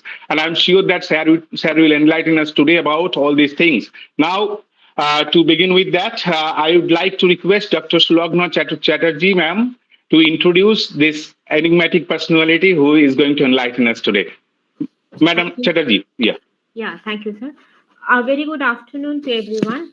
It is the 3rd day of the workshop, and I am Dr. Sulagna Chatterjee, Assistant Professor of Education at Chandraketupur Shahidullah Sriti Mahavidyalaya, which is situated in North 24 Parganas, West Bengal. I would like to thank the organizer for giving me the opportunity to introduce the resource person of Day 3, Session 4 of the 1-week multidisciplinary international workshop on research methodology. Today's resource person is Dr. Rajesh Kumar. He is the Professor of Political Science at School of Social Science, Guru Nanak Dev University, Amritsar, Punjab. At present, he is the Dean, Faculty of Arts and Social Science at Guru Nanak Dev University, Punjab. He had completed his doctoral degree from JNU University, New Delhi. Dr. Kumar's teaching and research interests are in the areas of Indian government and politics, foreign and security affairs. His publications include the book Indo-US Political and Strategic Relations, besides several articles contributed in journals like Pakistan Horizon, World Focus, South Asian Affairs, Journal of Punjab Politics. Till date, he has supervised 3 students who have got their doctoral degree, and another 3 are currently pursuing their PhD under his supervision. His area of research interests includes international relations, South Asian politics, India's foreign policy, center-state relation, and coalition politics in India. He has completed minor research project, alignment of SSA with right to education, a study of border areas in Punjab. He also completed 2 major projects. One of them is for the government of Punjab, and another is the SIA project for setting up of PGI HRE at Cheddan village of Amritsar. He has presented several papers and in national and international conferences, along with invited lectures, keynote address, and valuable lectures in different parts of the country. His book on Indo-American bilateral relation has been published by Sage Publishers in 2022. His articles are published as edited volumes by renowned international publishers like Palgrave Macmillan and Business Express Publishers. He has contributed more than 50 research articles in UGC CARE listed journals and other peer reviewed journals of national and international repute. He is the member of some professional bodies like Alumni of Summer Workshop, Regional Center for Strategic Studies, Colombo, Sri Lanka, member of Board of Control of School of Social Science, member of Board of Studies, Faculty of Art and Social Science, member of GNDU Prospectors Committee 2005 to 2008. He is in charge of students, alumni, and discipline. He is the life member of Network of Asia Pacific Schools and Institute of Public Administration and Governance.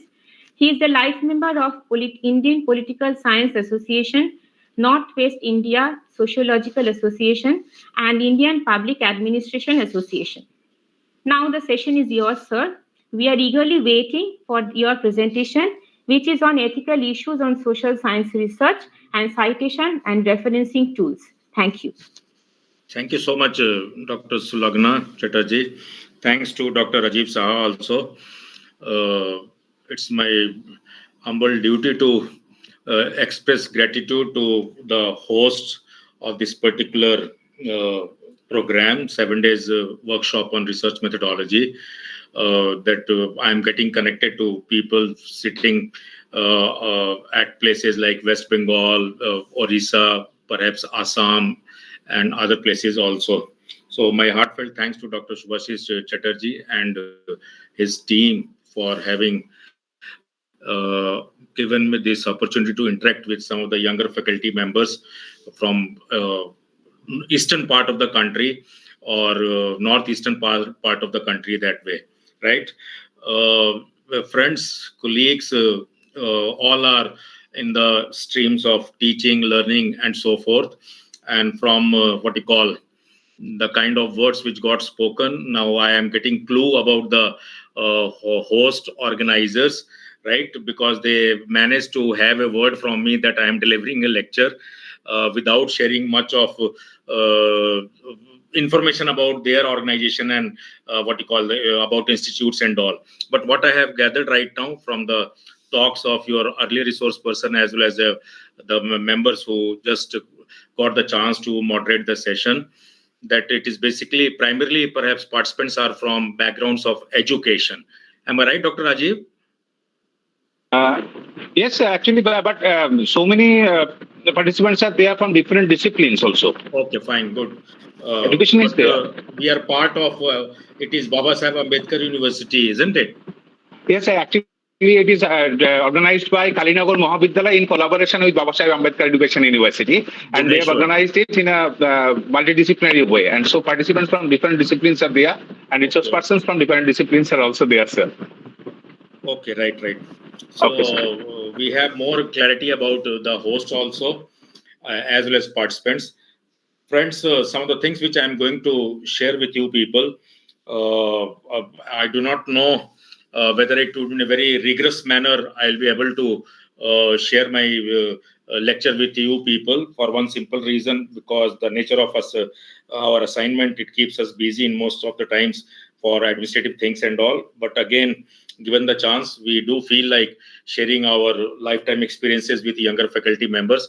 As Dr. Rajiv rightly pointed out, that what you call how difficult it has become to get associated with the cases of scrutiny for the sake of promotion, or get associated with the entire exercise of what you call applications being received for the sake of new fresh appointments, etc. Actually, at different levels, we senior members of the faculty on the campus, we get chance to get associated with these kind of exercises.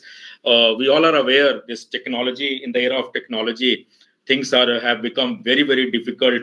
They have become very, very demanding also, that this particular aspect of research, whom we are calling it ethics in social sciences research, or in a general, very general manner, ethics in research itself, whether it is onto the part of participants, right, or research participant both, isn't it? That one need to be remain very, very careful about this entire concept of ethics, isn't it? Especially, we are also uh, aware about this concept of professional ethics, code of ethics, etc., isn't it? Apart from that, I need to have an answer for my own what you call reasons, you may say so, but why I chose this kind of topic for this particular afternoon session, isn't it? Answer to that particular query would be that I also happen to be slightly fortunate that I am associated with the one very important body at our university campus level, whom we call Institutional Ethics Committee body, actually, isn't it? So somehow, I have been lucky for having been offering my services at this level also. And then, as I said to people, that at university level, that to ours is a affiliating university, we keep receiving these kind of applications on part of candidates, whether it is from the point of view of their promotion sake, or whether it is from the point of view of what you call their new appointment sake, or since as a senior faculty member, we are also associated with this conduct of pre-PhD program, right, where we come across several younger researchers who are expected to complete their research by virtue of completing this what you call 2-semester pre-PhD programs. So these were some of the reasons which compelled me that I should be talking about this importance of ethics in social science research. A sort of overview I'll provide. I am afraid that the kind of timings which are there, I would be able to reach up to the aspects of this issues of ethics in case of citations references. Before that, we need to have some amount of what you call understanding about ethics, its needs, rationale, right, in a very general manner, isn't it? So participants would allow me to share a small PPT which I could prepare in a hurried manner, so that we don't what you call get lost so far our this thing is concerned. Kindly just confirm me whether it is getting shared or not. Anybody, please? Is it getting shared? Still not, sir. Not.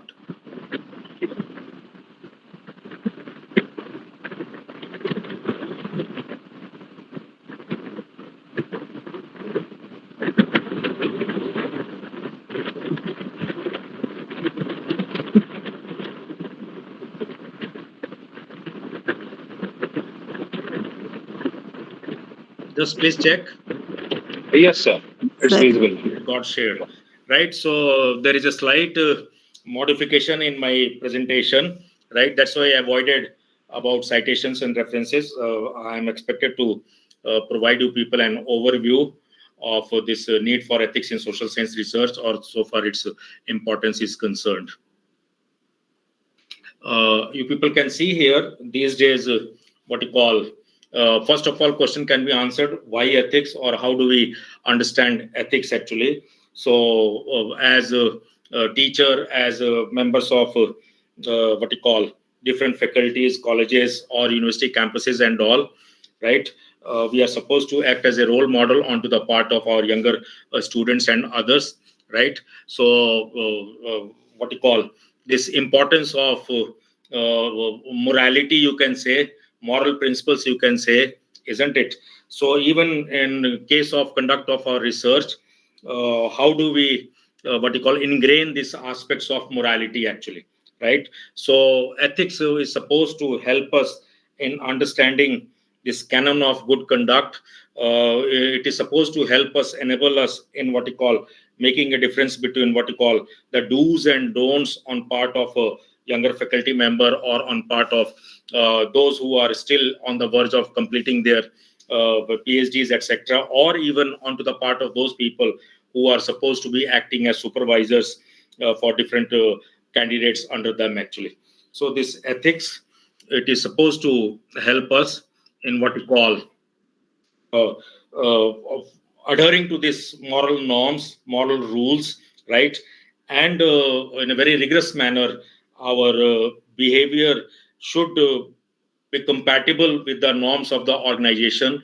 It should be compatible with the overall norms of what you call the kind of principles which have been made available onto the part of regulatory bodies, governing bodies like University Grants Commission, right, under the heading of academic integrity, etc. Isn't it?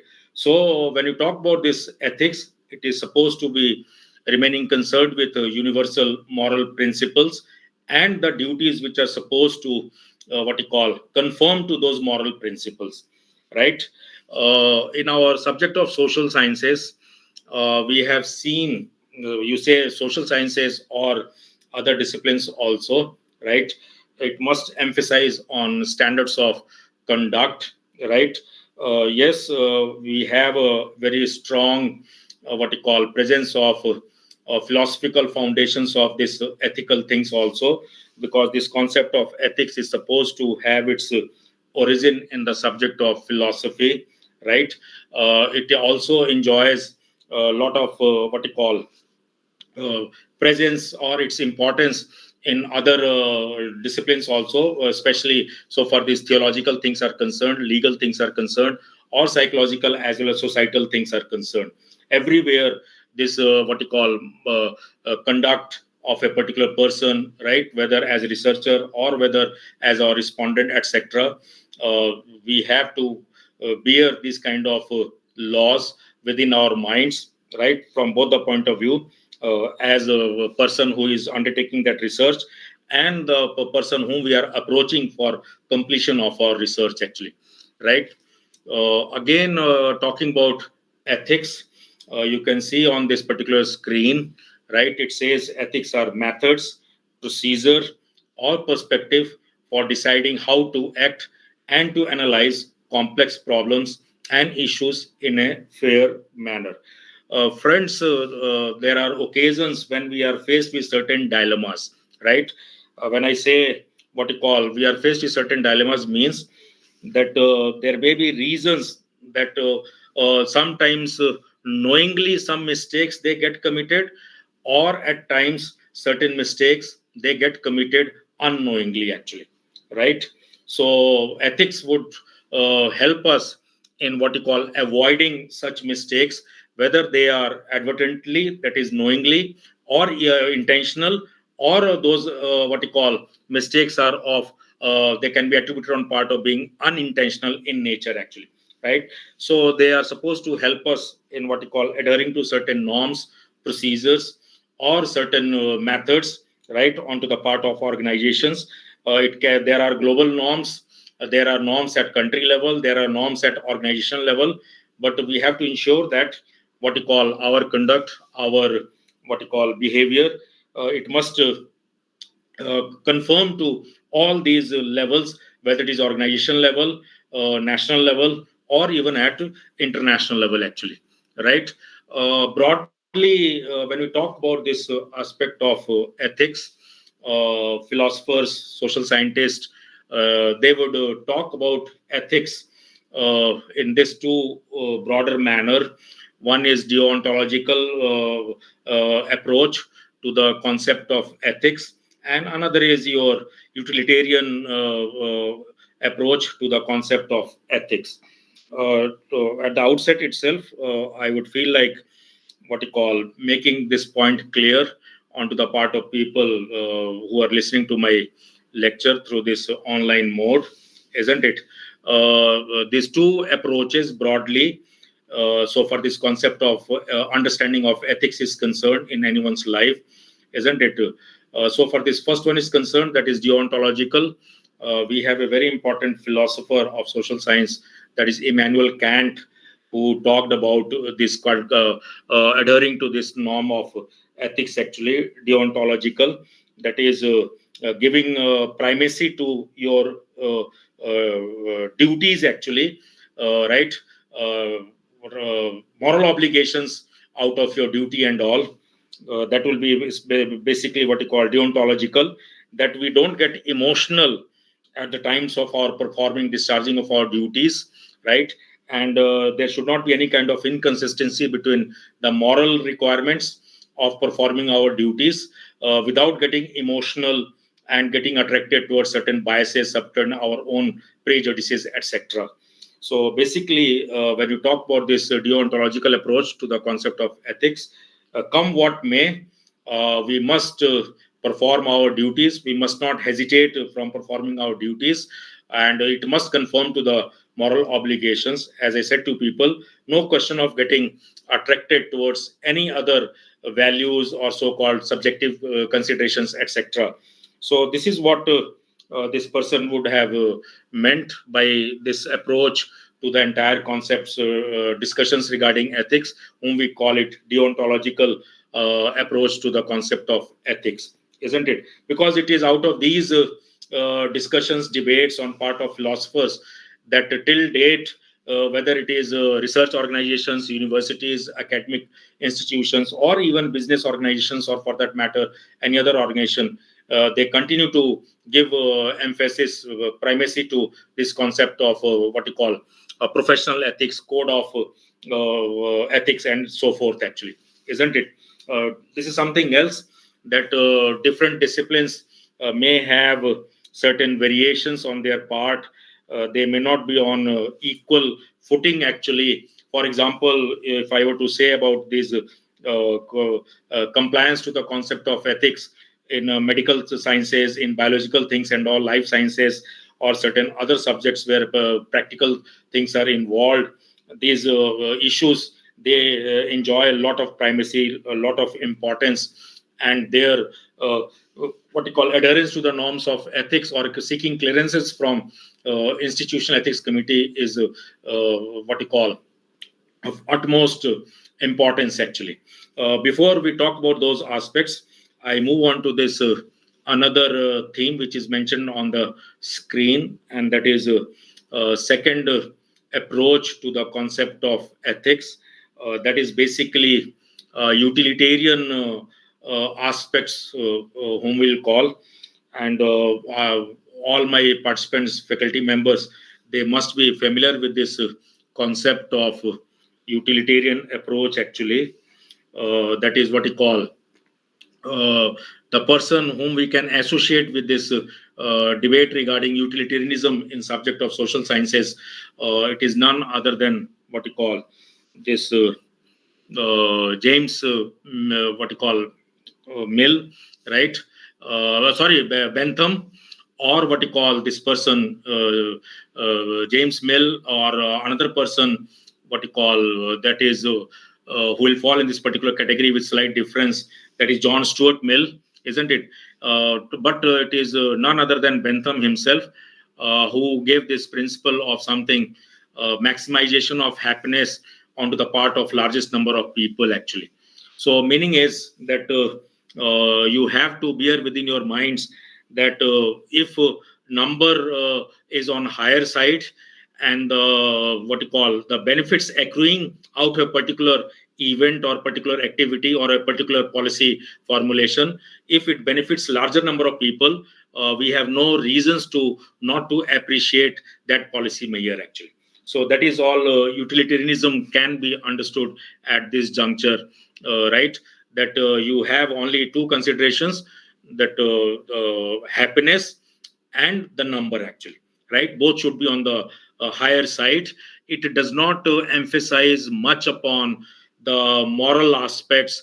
It would not emphasize on what you call ethical aspects, as long the action, the consequence, it what you call results into increase in the quantity of happiness on part of the beneficiaries, or it what you call it remains onto the side of number. So maximum happiness as well as maximum number, right?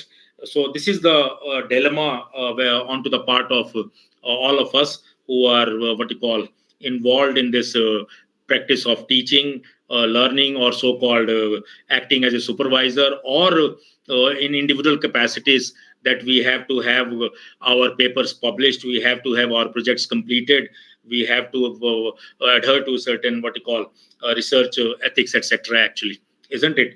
That what should be the benchmark?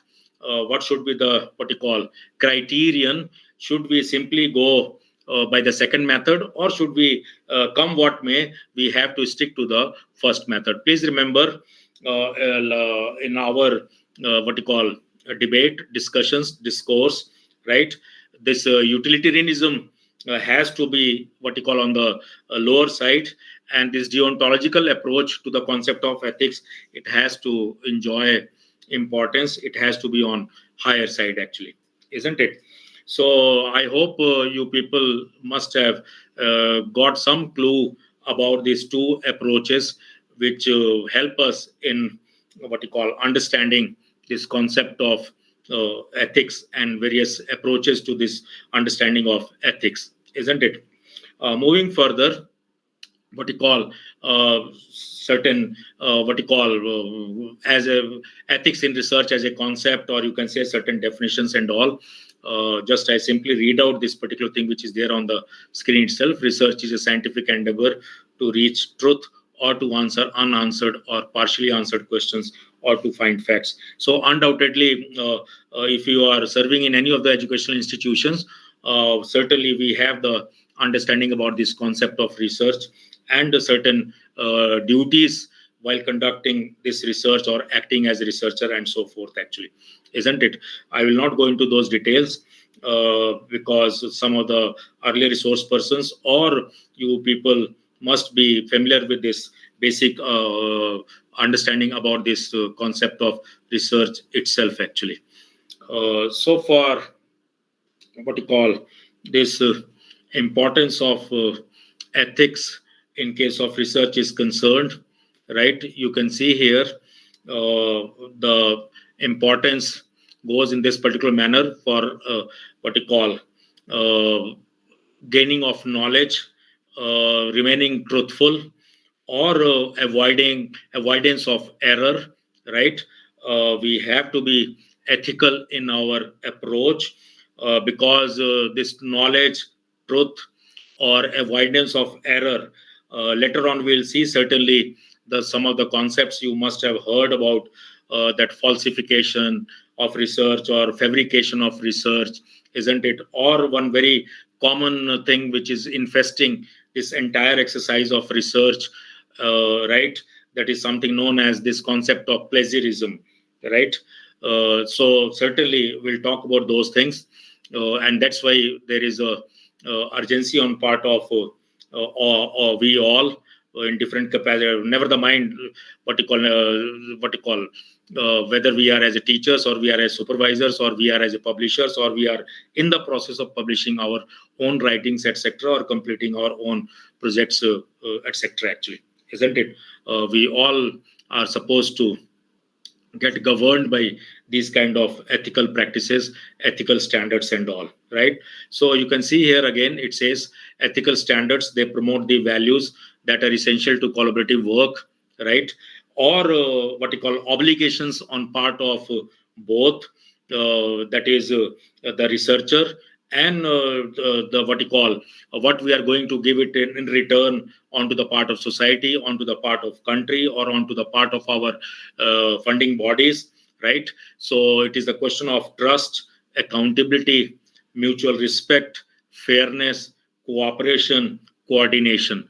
So these are some of the values which need to be borne into mind when we talk about or any discussion that is supposed to take place from the point of view of the need of ethics on part of researchers or ethics in case of research, actually, isn't it?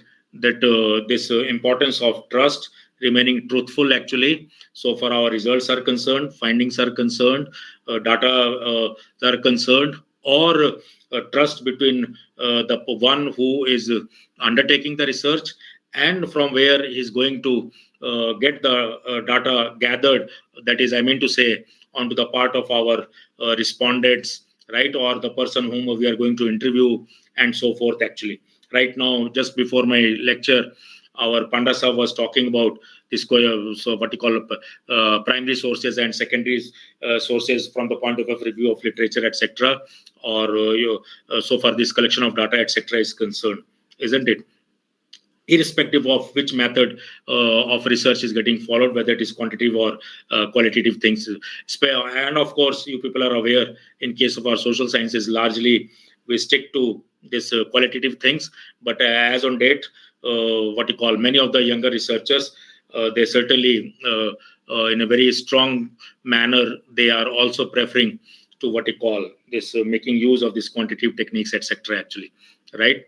So we have to be very, very mindful about this question of trust, not betraying our respondents, etc., taking care of their datas and all, say, security of their datas, etc., isn't it?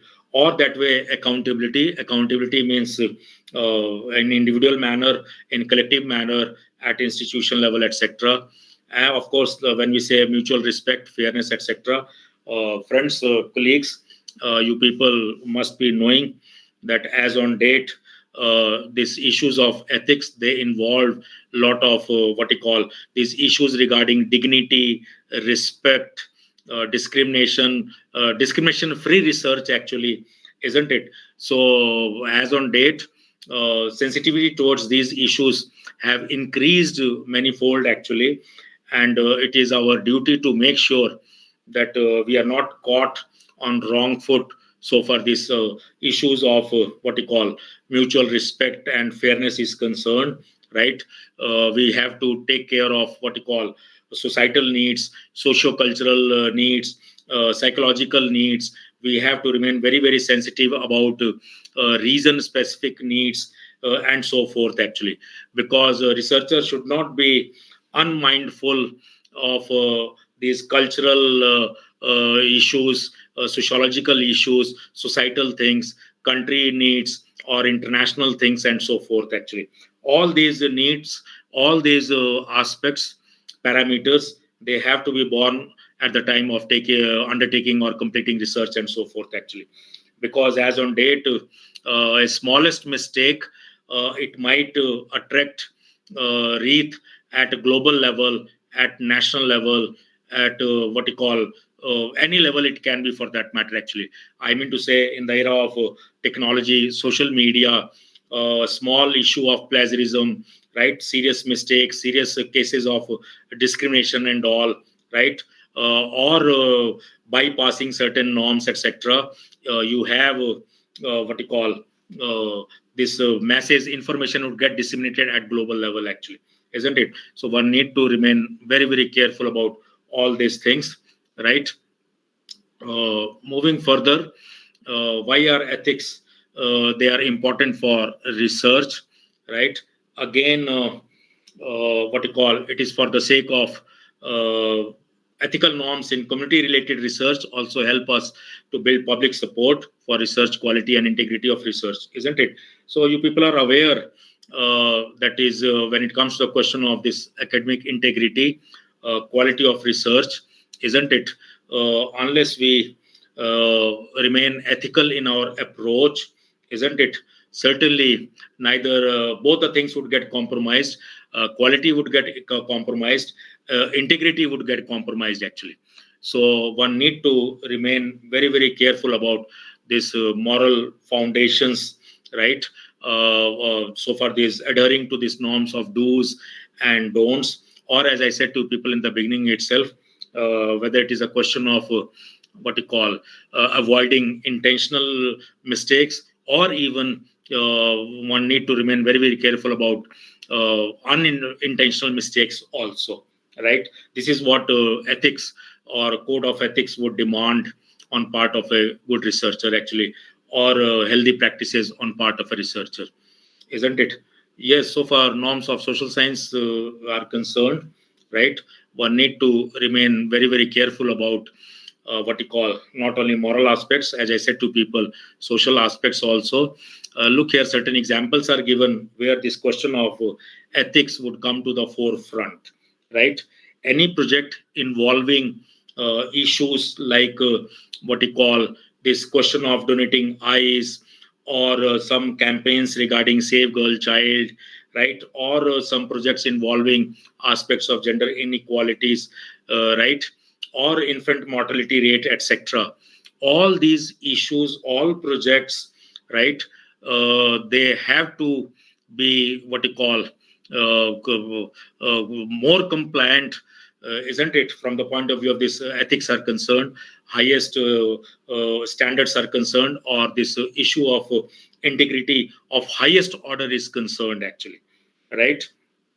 Because any gathering of datas, right, where projects involved these issues pertaining to gender inequality or infant mortality rate, or I have seen by virtue of being member of institutional ethics committee in our own university, that is Guru Nanak Dev University, isn't it, where we have departments like what you call sports medicine, we have departments like what you call genetics department, where we have departments of life sciences, psychology, and even social sciences like sociology, etc.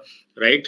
In most of the cases, we find that here live samples, right, or certain what you call these projects involved taking of blood samples, right, DNA kind of things, or some other female-related things also, right? So, open question gets asked on their part: are they authorized to undertake those kind of what you call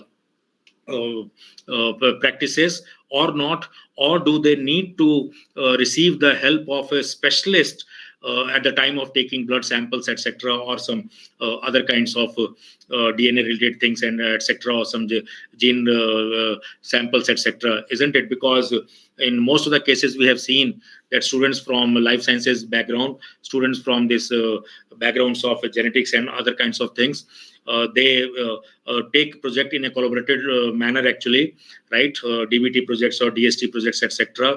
And we find that what you call they have to submit these projects for to their funding agencies and all, and there may be reasons that unless they pass through this unless they succeed in seeking the approval of the institutional ethics committee, none of these projects would be acceptable onto the part of their agencies, government agencies, or their funding agencies, etc. Actually, so one need to remain very, very careful so far this question of ethics is concerned, especially when we are handling projects involving such issues which you have seen on the screen itself, right?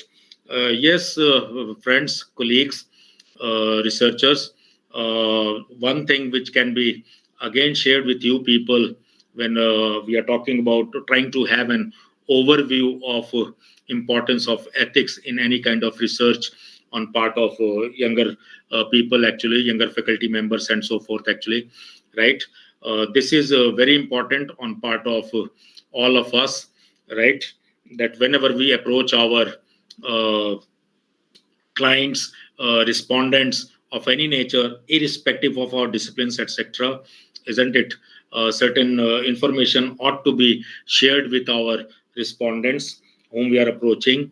It is our moral obligation to inform what you call share every piece of information with our respondent, actually, not to hide any type of information so far our funding is concerned, objectives are concerned, sampling size, etc., is concerned, methods are concerned, and so forth, actually, isn't it? Or even the negative and positive aspects involved in that entire research process, it must be shared with the respondent.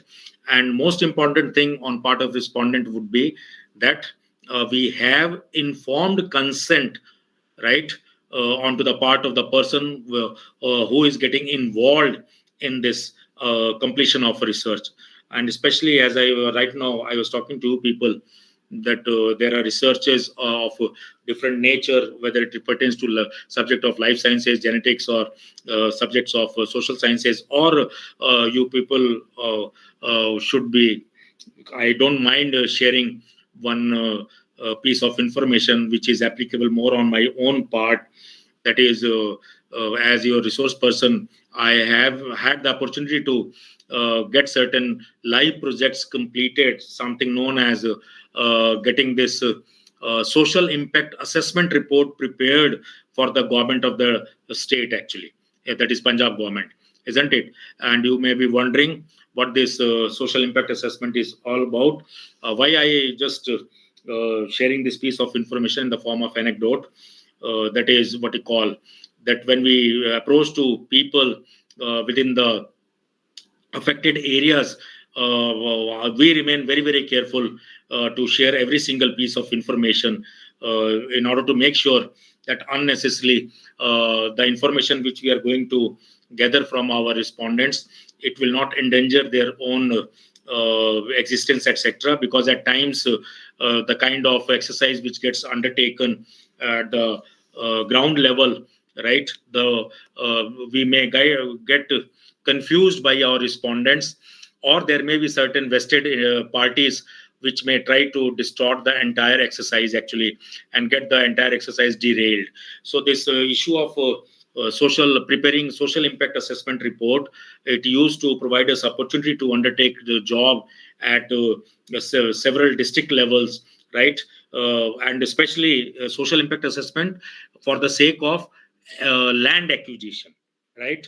That in case there would be a good number of people who are going to be losers after giving their land to the government, actually, or there can be some larger number of people who are going to get benefited if that particular government projects, government infrastructure projects, or some highway or some rail project or some other institutional project kind of things, it comes up on that piece of land which will get acquired. Nevertheless, there would be certain losers, but there would be a case where you have a larger number of beneficiaries, actually, isn't it? So this question of informed consent, we certainly have faced difficulties on this aspect also, because people used to consider us slightly in different manner, whereas the law of the land would say that is what you call this SIA report should be prepared by an agency which is of neutral nature. So obviously, as teachers, we are supposed to be functioning in a most objective manner, unbiased manner. We are not to conduct ourselves as a spokesperson of the government. At the same time, we are not to be what you call a spokesperson of the people who would be losers in terms of having handed over their land to the government for completion of their infrastructure projects and all. So this question of informed consent, it is very, very important, right? We just cannot ever ignore this aspect of not having the consent of the people, right, whom we are supposed to approach. I'm reminded of one particular situation when we were completing one of the SIA projects. It was just before the commencement or outbreak of this pandemic, Corona, actually, right? And just imagine Rajesh, your resource person, along with his team members, field surveyors, etc. We used to move deeper into the village sites, and people you certainly would oppose us, our presence, that why we have come, on whose behalf we have come, isn't it? Who all we are, actually, isn't it? Or at times they will think that okay, we have come there for the sake of getting this what you call vaccination project completed, or some so we are what you call going to what you call people from the census department, etc. Or we are government people who are there to what you call provide certain information which will go against the interest of farmers, etc. Actually, because this Corona thing, it coincided with the farmer situation at the country level, and luckily or unluckily, we were completing this particular project while by visiting in villages of Firozpur district, villages of Taran district, or other border areas of Amritsar districts and so forth, actually. Right. So this question of what you call building a trust level, having what you call consent of people in advance, or making sure that unnecessarily we don't get caught on the part of respondents, as well as our own part, our own team members, etc. Actually, because this issue of security remains of utmost importance actually, and if any compromises they get made, it will leave a wrong message onto the part of our recipients, respondents, etc., and the message would get spreaded in all over the village, all over the region actually, and it will land us in trouble, isn't it? Yes, some other things which we can bear within our minds. So far, this question of ethics in research is concerned, as I was telling you, people, as a researcher or as a researcher participant, actually, isn't it? So you can see some of these points on the screen, right?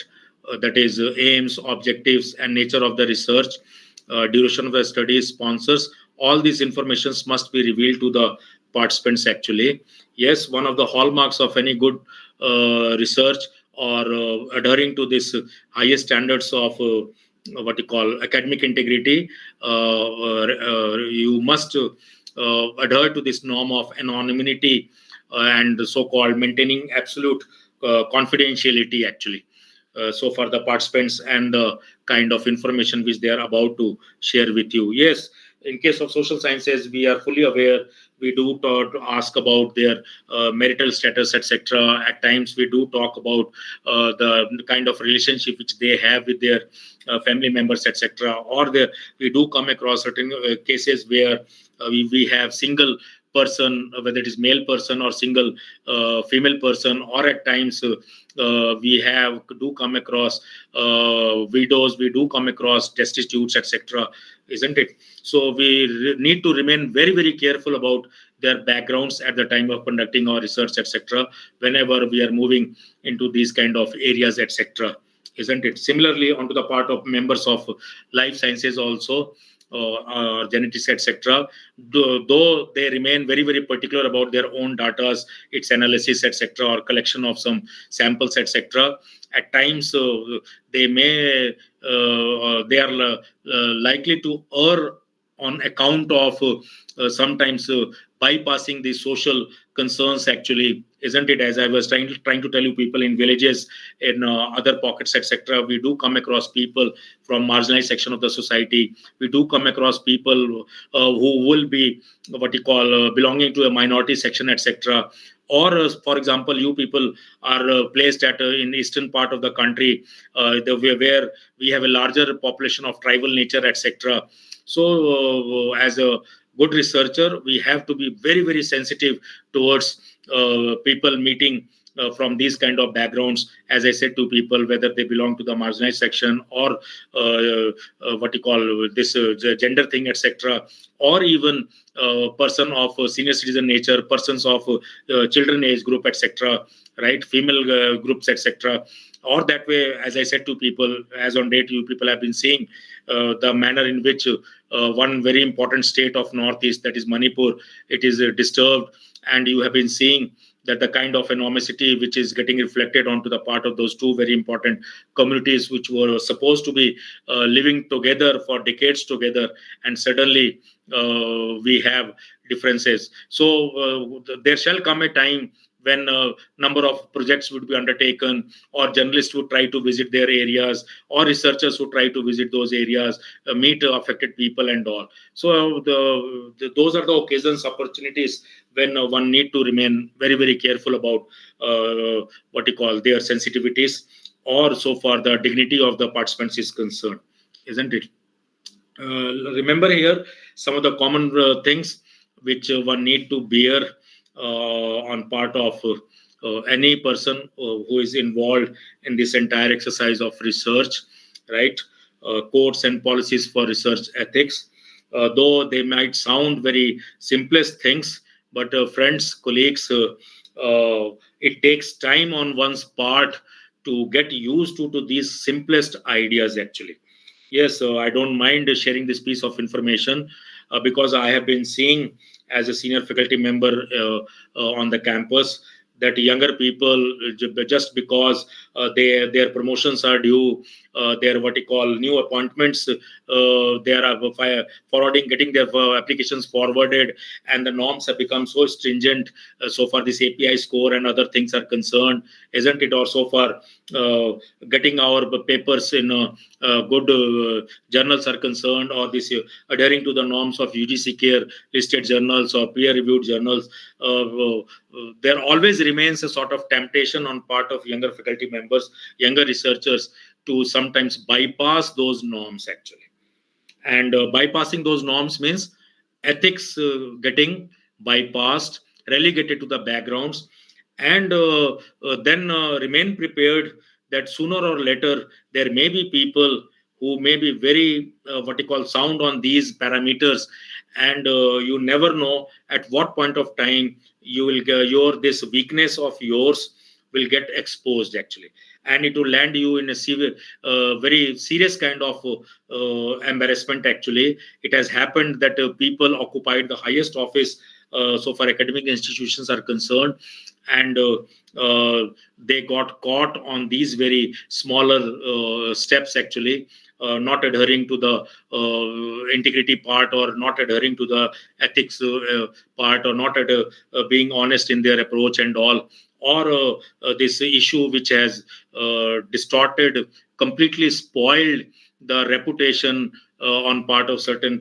members of organization. For example, senior faculty members getting caught on account of plagiarism, senior what you call researchers or project research assistant or other research officers, etc., getting punished on such accounts actually, isn't it? So I think why I am supposed to remind you people, caution you people, that this is a time that we start inculcating these smaller habits on our part, so as to make sure that in future we don't land ourselves into some embarrassing situations, etc., or unnecessarily we don't today's carefulness, right, or some longer path, right, it would help us in what you call saving our career from getting affected on a long-term basis or something sort of that. So that's why these smaller values, some virtues, it is going to help you people a lot, right? So far these concepts like honesty is concerned, whether it is question of data is concerned, sharing of data is concerned, collection of data is concerned, findings is concerned, right, results, sharing of results are concerned, or adhering to certain rigorous methods are concerned, not that you just bypass certain methods and you arrive upon findings and all, no, right? Or you people are aware there are several means and what you call techniques through which people play with their own data, etc. They manipulate data, I mean to say. So anything which would help you people from not getting attracted towards these kind of wrong methods, that is this concept of honesty, isn't it? If you inculcate this particular aspect, right, certainly you will get appreciated, your work would get appreciated, it would get properly acknowledged, or higher authorities, your director research and others, they certainly would appreciate your honesty, and you will get rewarded in your own manner so far these things are concerned, isn't it? Then of course you people are aware another virtue, another method which can help you people in conforming to these moral obligations, ethics part, etc., right? It is a question of being objective. So far this question of objectivity is concerned actually. Objectivity, friends, all of you are aware that a person from this kind of background, especially teaching background, right, research background, and etc., this objectivity, that is neutrality, right, avoiding biases. You people understand this question of avoiding biases, that we are not subjective towards certain things. So subjectivity has to be avoided, objectivity has to be encouraged, isn't it? because any scientific method, it is based upon this concept of objectivity, right? And we are not getting into those various debates, philosophical things or metaphysical things, etc., isn't it? Time does not permit us to get into these kind of debates, etc. But please remember, as researcher, we know the importance of objectivity in a very rigorous manner, actually, isn't it? uh, right? Objectivity has to be the what you call need of the hour, to make sure that unnecessarily we don't get blamed for being discriminatory in our approach, or you people are aware this question of dignity or sensitivity, etc., right? Or in techniques, methods, etc., isn't it? Everywhere we have to just follow the scientific norms. We have to strictly adhere to those points time and again. Recheck yourself that you are adhering to those parameters of remaining objective in your approach, etc. Actually, writing of reports, presentation, all kinds of things and all, isn't it? Right? Because at times it gets blamed. For example, this question of peer review itself, you are aware, as on date, it has become a huge menace on part of authorities, on part of senior faculty members, how to ensure that what you call our younger people, they don't get attracted towards getting their research papers published in predatory journals, isn't it? How to ensure that unnecessarily they don't land themselves into a trouble-like situation, and their entire hard work gets what you call nullified just because they got their papers published in a clone journal, right? They did not have much of clue about what you call checking the things with the publishers, original publishers, or these all new tools, techniques which help us in getting things checked at the through online methods and all. You people are aware, Scopus index things, or what you call this Web of Science, etc. things, isn't it? At times we have seen that new faculty members or younger researchers, especially who are into the process of completing their PhD, etc., right? Because the demand is that you have to have a paper published before you submit your PhD thesis, or you have to have presented papers before you submit, go for your summary exercise, etc., pre-PhD presentation, etc., isn't it? So, or at times there may be some reasons which may be of purely personal nature. They will rush up the things. Either it may be some sort of understanding between the supervisor, or largely the person who is undertaking this research, especially at the PhD level, they will try to hide certain things from their supervisor, etc. And then such mistakes they get committed, actually. So, friends, colleagues, I certainly would appreciate you people that these smaller habits, they need to be inculcated on your part. And I, at the same time, I also request my admin should allow me to join this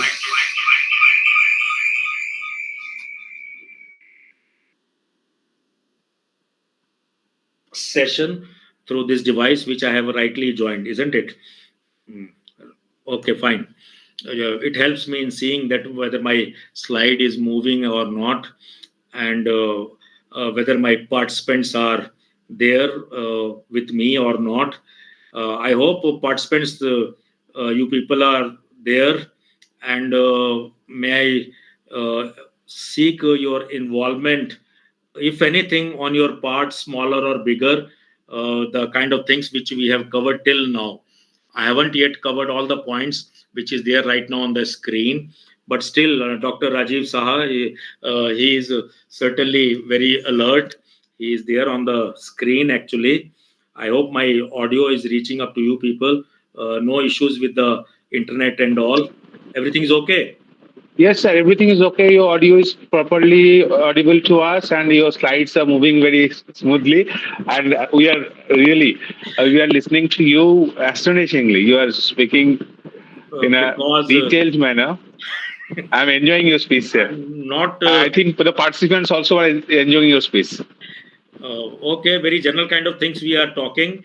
But again, time and again, my sincerest request to the younger faculty members is that these smaller habits, they are supposed to be very what you call rewarding on long term basis actually, because any non compliance with these smaller habits, it will be a case of fatal accident, etc. Actually, we have been seeing that once it starts affecting people's career and all, then they run from pillar to the post, actually all kinds of things, which even as a senior faculty members we don't like, that oh my god, why somebody did not inform him about these things and all, why their teachers were not very vocal in sharing these smaller the issues with their younger students, younger researchers, etc. Actually, so this I was talking to you people about the importance of honesty. I was certainly talking to you people about the importance of objectivity, right? Then moving on to further, this question of integrity. You can see here that you keep your promises and agreements, right? So adhere to the timelines, etc. But adhering to the timeline does not mean that again you start cutting shortcuts, etc., or you get involved in this manipulation of data, etc. Actually, isn't it? Then, of course, there's another value which would help you people in being ethical in your conduct of research, etc. It is that's case of carefulness, openness, or respect for intellectual property rights, etc. Isn't it? This carefulness, that is, avoid careless errors and negligence, because nobody would come to your rescue simply telling that, oh, I did not know, I was not told. No. Most of the institutions, organizations, they have research manuals for their younger researchers and so forth, actually, right? So you cannot be allowed to have excuse that you are not aware about this entire thing, etc. Actually, isn't it? And so far this openness is concerned, right? This sharing of data, results, ideas, tools, it has to be there in your writing. It's also, and then you people are aware. Nowadays, there are different techniques. If your PhD is getting submitted, you people are aware this. Take what you call. None of the universities are expected to get the thesis of a particular student researcher submitted unless they have undergone this plagiarism test, unless they have what you call submitted a soft copy of their entire work, isn't it?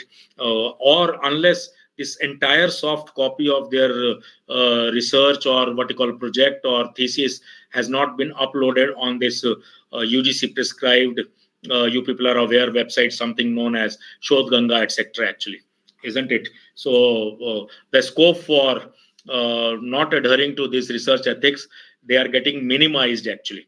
But still, as you people are aware, that there are new ways and means through which these manipulations are occurring, or people are getting enticed, attracted in what you call uh, not adhering to this ethics part, or at times making compromises with those norms, etc. Then moving further, please, you people can see here. Yes, one thing, one term which I used right now, this issue of IPR. Friends, it is again very independent, exhaustive topic. You have to have proper understanding about these intellectual property rights, etc. Isn't it? Because getting attracted towards copying of others' design, right? Data's results, or copyright things, etc., or for that matter, even musical compositions and all. There are several areas where mistakes are likely to get committed actually. So the more you know about these aspects, you people are aware. As a teacher of social sciences, there are what you call legal provisions, right?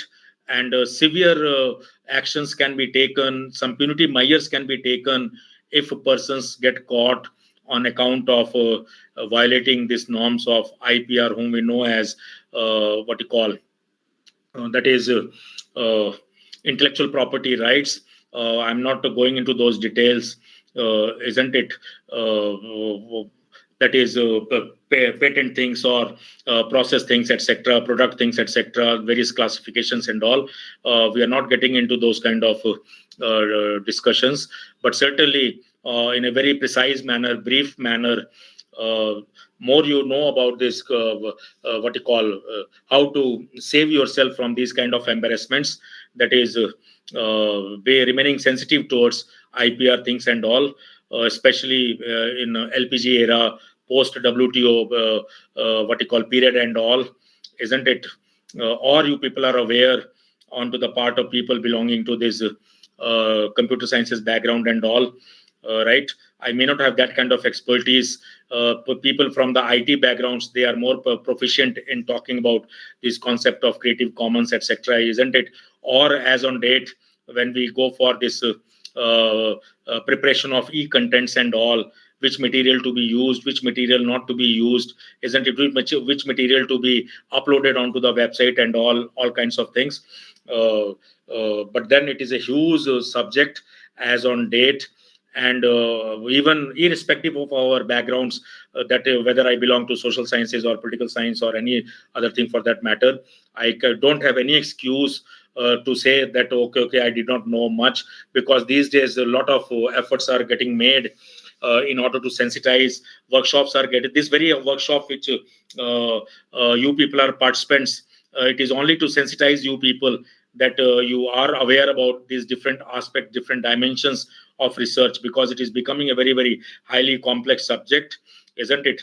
And the more we are what you call getting used to these new softwares, etc., isn't it? Different kinds of things are coming to the forefront.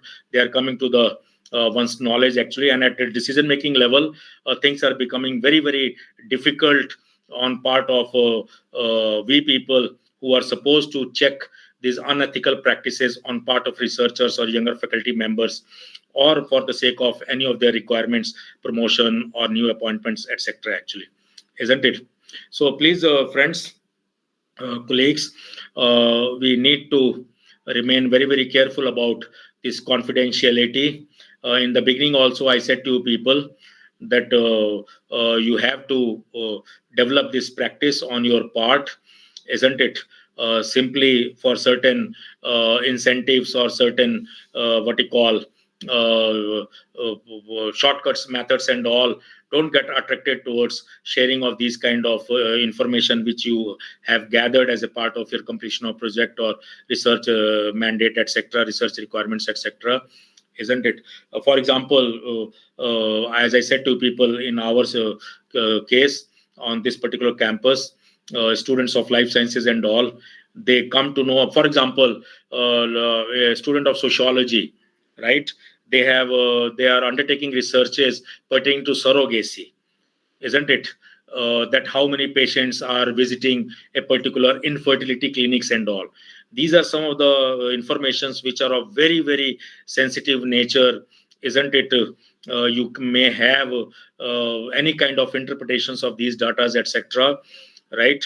So while dealing with such respondents, one need to be very, very sensitive how to approach, whom to approach, how to provide them this confidentiality, right? That no such information would be shared with any person. For example, we have seen a common wrong practice on part of certain business entities and all, or we have been seeing this what you call this our private informations getting leaked through on part of banking authorities or some other authorities. For example, Aadhaar card numbers, your PAN numbers, and so forth, actually, right? And there is a huge hue and cry. Or you people have seen that these non-divulgence of or confidentiality of these datas on part of highest authorities of the country, that is central government, union government, etc. This matter reached up to highest court of the country. So you can imagine the consequences of not maintaining confidentiality when agencies or as researchers or as remaining involved with certain projects, if you don't adhere to these kind of ethical practices, etc. Then, of course, you can see here on the screen itself, responsible publication, right? Publish advanced research, but not for self, career, etc. Yes, you people are aware, even as a thesis examiner, etc. A simple question gets asked by our host organization that as examiner, do you what you call give you recommend publication of this particular thesis on part of your candidate or not, or certain modifications, certain changes you are what you call prescribing to that particular candidate. So again, you people are aware, those who have passed through this particular stage of having faced your viva voice examinations of PhD, etc. Isn't it? These questions, they get raised at that level also, isn't it? Or similarly, even if it is a project for on part of certain agencies and all, right? This publication part, one need to remain very, very careful for whom it was done, right? What was the terms and conditions of that particular agreement? Data was collected on behalf of certain government agencies and all. So whether they are the legal inheritors of those data, or you try to somehow what you call make use of those data in an unauthorized manner. Or there are projects where what you call you may have collaboration at national level, you may have collaborations at international level, right? So this question of acknowledgement, referencing, etc., it is of utmost importance that due what you call credit is given onto the part of people who are really involved in this entire exercise, actually, isn't it? So when you talk about this question of responsible publication, all these aspects, they have to be born into one's mind, isn't it? As a researcher or in any of the capacities, I said, today we may be a younger researcher at PhD level, tomorrow we may be joining a particular institution, so we will be acting in the capacity of acting as supervisors, isn't it? Or we are still in the process of getting our own what you call researches carried forward for the sake of career needs, etc., isn't it? Promotions and all. So there is no end to this case of not remaining involved with the research things till this is what academics is all about. This is what professorship is all about, that whether you are in organization or even post-retirement and all, the methods, these points, ethics, integrity aspects cannot be compromised ever, irrespective of what stage you are passing through, actually. Younger stage, intermediate stage, or your final stages, more, or you are at the fag end of your career, etc., actually. No compromises can ever be made so far this adherence to the question of research ethics is concerned. There are certain what you call international bodies, right, who prescribe certain methods and all, or you people are aware, researchers are told through their research manuals which style to be adhered to. And for example, on the screen, you people can see here, so far this style of referencing on part of this American Psychological Association is concerned, isn't it? They would expect these minimum things on part of a good researcher in the name of research ethics and all, right?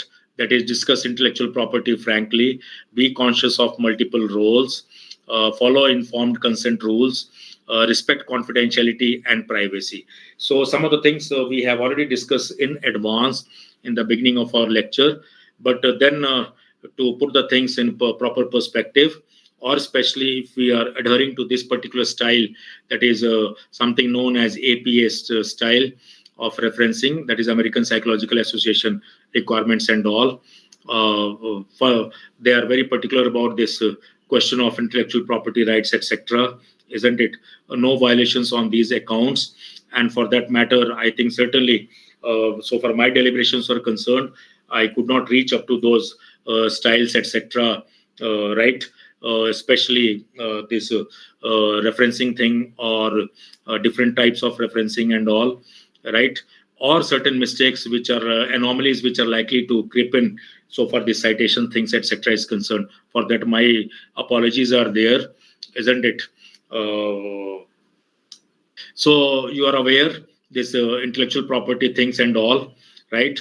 Multiple roles, that is you are aware, you may be acting as a supervisor, you may be acting as a coordinator, you may be acting as a researcher itself, or you may be a family person, you may be a teacher, you may be what you call into field, you are what you call, you may be a religious person, you may be a certain social activist. So there is no dearth of what you call this conflict of what I said. I mean to say conflict of interest ought to be avoided. That is the idea here. Be conscious of multiple roles. For example, I am dean faculty, I am head of the department, I am also supervisor, I am also a researcher, I am also what you call civilian, isn't it? Responsible citizen of the society. I may be associated with certain groups, certain community things, etc. Isn't it? So one need to remain very very careful about multiplicity of these roles, etc. I mean to say we have to be very very careful about conflict of interest. For example, as a researcher, as a professor, as a dean, or as a research officer, research associate, right? We have no reasons to what you call come out with certain findings which suits our sponsoring agencies, which suits our funding agencies. Friends, you people are aware the era in which you people are living, right? We know all kinds of surveys are getting conducted, all kinds of surveys are getting what you call publicized, they are getting telecasted, especially in case of our political science and all. We have seen elections, frequent elections, and country of our size, or the kind of people we have in our own country, first largest populated country at the world level, rate of illiteracy is very high, right? And then there are some survey agencies which are purely guided by market forces, purely profit oriented forces and all. And you have been seeing how difficult it becomes to believe one set of poll opinions, or pre-poll exercise etc., or post-poll exercise etc. Or you people are aware that many a times these agencies would get blamed for having manipulated data, etc., having acted in favor of a particular political party and so forth, actually. So the similar kind of tendency can be seen on part of people who are associated with a medical working for a medical corporation. Medical corporation means that is pharmaceutical corporation of global MNC, etc., isn't it? Or some agencies with mandate in the advance itself, and then you try to concoct certain results and all which will suit your agencies and all these things. They will certainly get caught, actually, and you are likely to lose your reputation and all. And it is not only a question of losing reputations or getting faced with some sort of embarrassment. These days legal provisions are there, punishments are there, imprisonments are there, what you call punitive measures are there, all kinds of things are there, isn't it? So this is how you have to have a very stronger reasons to adhere to these norms, etc., isn't it? We are left with very last few minutes of our what you call end of this today's deliberation. Just I have to rush up with certain remaining slides because I know it is very difficult on part of participants to listen to their resource persons anything beyond 5 o'clock or 4:30 p.m. in evening after their sumptuous lunch and etc. Actually, that too when they are placed at their respective hometowns, etc., and attending to these kind of online lectures on part of the resource person. So you can see here what constitutes this concept of research misconduct. Some of the things I have already shared with you people: fabrication, falsification, plagiarism. I am very sorry because this paucity of time does not permit us to go into those details. But still, crux of the talk, you people have got it, that we have no obligation to fabricate datas, etc., falsify outcomes and all, or indulge in these kind of plagiarism. Plagiarism, you people understand, that is basically lifting material, copying things from other sources without acknowledging the real source, hiding things, or you people are aware, because of this APA style and all, or previous MLA styles and all, you have some difference in referencing things and all. So at times you have to have references within the paragraph, that is text itself. So you have to be very, very careful about that. Original sources are quoted, sections are quoted, page numbers are quoted, author is properly quoted, his proper edition is quoted, and they are well, what you call, duly cited in your reference sections, etc., actually, isn't it? If you don't develop these habits, you will not be a good supervisor, you'll not be appreciated so as a faculty member and all, or even your candidate under you, for whom you are supposed to act as a supervisor, he will start taking you very lightly, he will not give you much of respect, because these days even your student would come to know what his supervisor or her supervisor is doing, actually, isn't it? So if you are not very sound on this ethical part and all, your conduct part, you are likely to err anywhere, and you will be what you call, getting embarrassed before your younger faculty members, or you will get embarrassed so far your seniors are concerned, actually. So we need to remain very, very careful on all such accounts, actually, right? So it is better to, what you call, plan your things, right? Be very careful right from the beginning of your entire exercise, irrespective of what kind of research you are going to undertake, isn't it? So plan things, don't cut shortcuts, make shortcuts, isn't it? Revisit your research manuals, etc., revisit certain good writings, literature and all, meet your colleagues, meet your seniors, isn't it? Go through these, as I said to people, some of the documents. One of the document which is there in my own hand, I can show it to you people, isn't it? This is a document. Just is it visible? It is a document prepared by UGC, isn't it, in year 2021, and the very heading of this document, which is easily available on any of the websites, academic integrity and research quality, right? It is wonderful document which some of the younger faculty members, if they have some time on their side, don't hesitate from consulting this document, because UGC has been expressing its concern on these issues, and they have compiled this wonderful document into year 2021, right? And it is one of the most latest documents which younger members, or even those who are involved at different decision making level, etc., they have to go through this particular document, which I have already made known to you people, isn't it? So this planning part, it is supposed to help you people in not committing mistakes, right? Going astray, or sticking to all your timelines, etc., isn't it? So please, again, this particular slide, it is related with your planning part only, or remaining your obligations towards your funding bodies, etc., or how to avoid conflict of interest, right? Or some of the consequences in case of some mistakes getting committed, etc., actually, isn't it?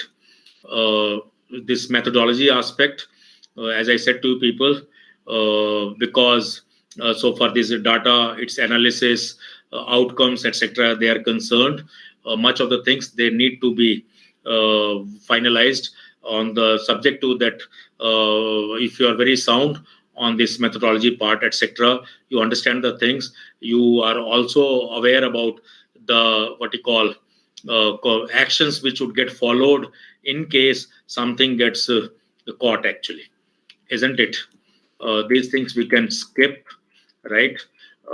Again, some of the last few slides before I end my talk and try to know from you people if there are certain things which I need to clarify, isn't it?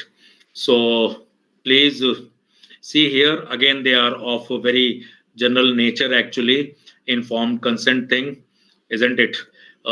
Maintaining informed consent over time, not that initially you are very loyal to your respondent and later on because of your own engagements you got busy with your other things and this part got compromised actually, right?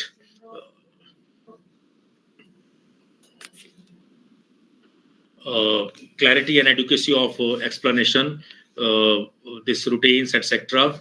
Right? Then, of course, this part I think it cannot be taken. I assume that you people are aware about this, understanding the relationship between researcher, the field, and the respondents, participants, etc. I assume that most of you are responsible teachers, and so you are familiar with these kind of issues and all, isn't it? Right? Again, just I am rushing through my slides with certain what you call certainly apology on my part that we have to rush through these things because of this timings, right?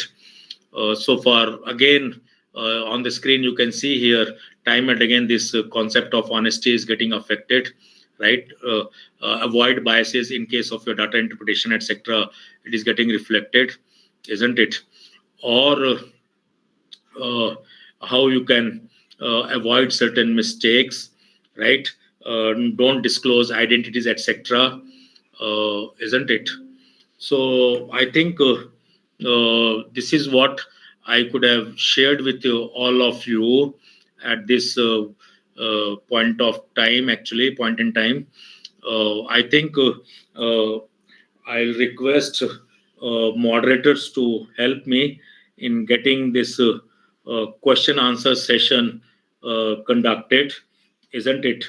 With sincere apology that certain slides had to be rushed through because I can well understand. I have been coordinator for conduct of such programs, refresher courses and all through online mode, and at times resource person would get furious that none of the researcher participants were around other than resource person or moderator, because they have the moral obligation to get the exercise started and get the exercise finished. So not getting this what you call thing repeated, because I have a long experience of having conducted such refresher courses and all as what you call FDP programs, or just delivering of lectures at our own HRDC, which is very popular. But certainly certain reservations they remain there, that online lectures at times participants there are certain issues which I need not elaborate. I leave on to the part of participants to interpret, infer what I intended to convey to them actually. So with this, my sincerest thanks to the organizers. Right, over to Dr. Rajiv Saha and Sulagna to get this Q and answer session conducted, if they are there. Thank you, sir. Now, I would like to request all the audience and obviously the who are present from the part of the organizers, and obviously myself too, we may ask some question to sir if we have.